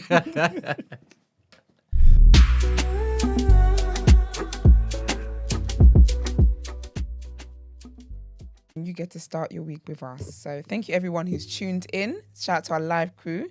Can you guys like the video? I forgot. I don't think it's tallying up. Brent, is it? No, it's not. Wow. And we've had so many views today. Yeah, man. There's currently like 224 of you and the likes is like on 104. That is disgraceful. Okay. So like the video, do that, and it helps us, helps other people find it. Also share it, drop in your group chats. The video stays up when we're done recording. Also follow us on our social media platforms the day after TNB. If you'd like to send voice notes and text in for asking for a friend, sis, what would you do, or everything else, the number to call in as well is 075 6484 1073. And also join our community, because that way you can make suggestions for the show in terms of, the segments or topic ideas, or even if it's a song you want Yusuf to listen to. Listen to it, and we'll see if it makes a rotation for the show. But yeah, exactly. So do all that great stuff. Join the community, community.thenewblack.com. If you'd like to inquire about the show or feature on the show, you can email the team the day after at thenewblack.com. We're back here tomorrow. Guys, have a great day. All genders are welcome in the community. Goodbye. Period. Hey.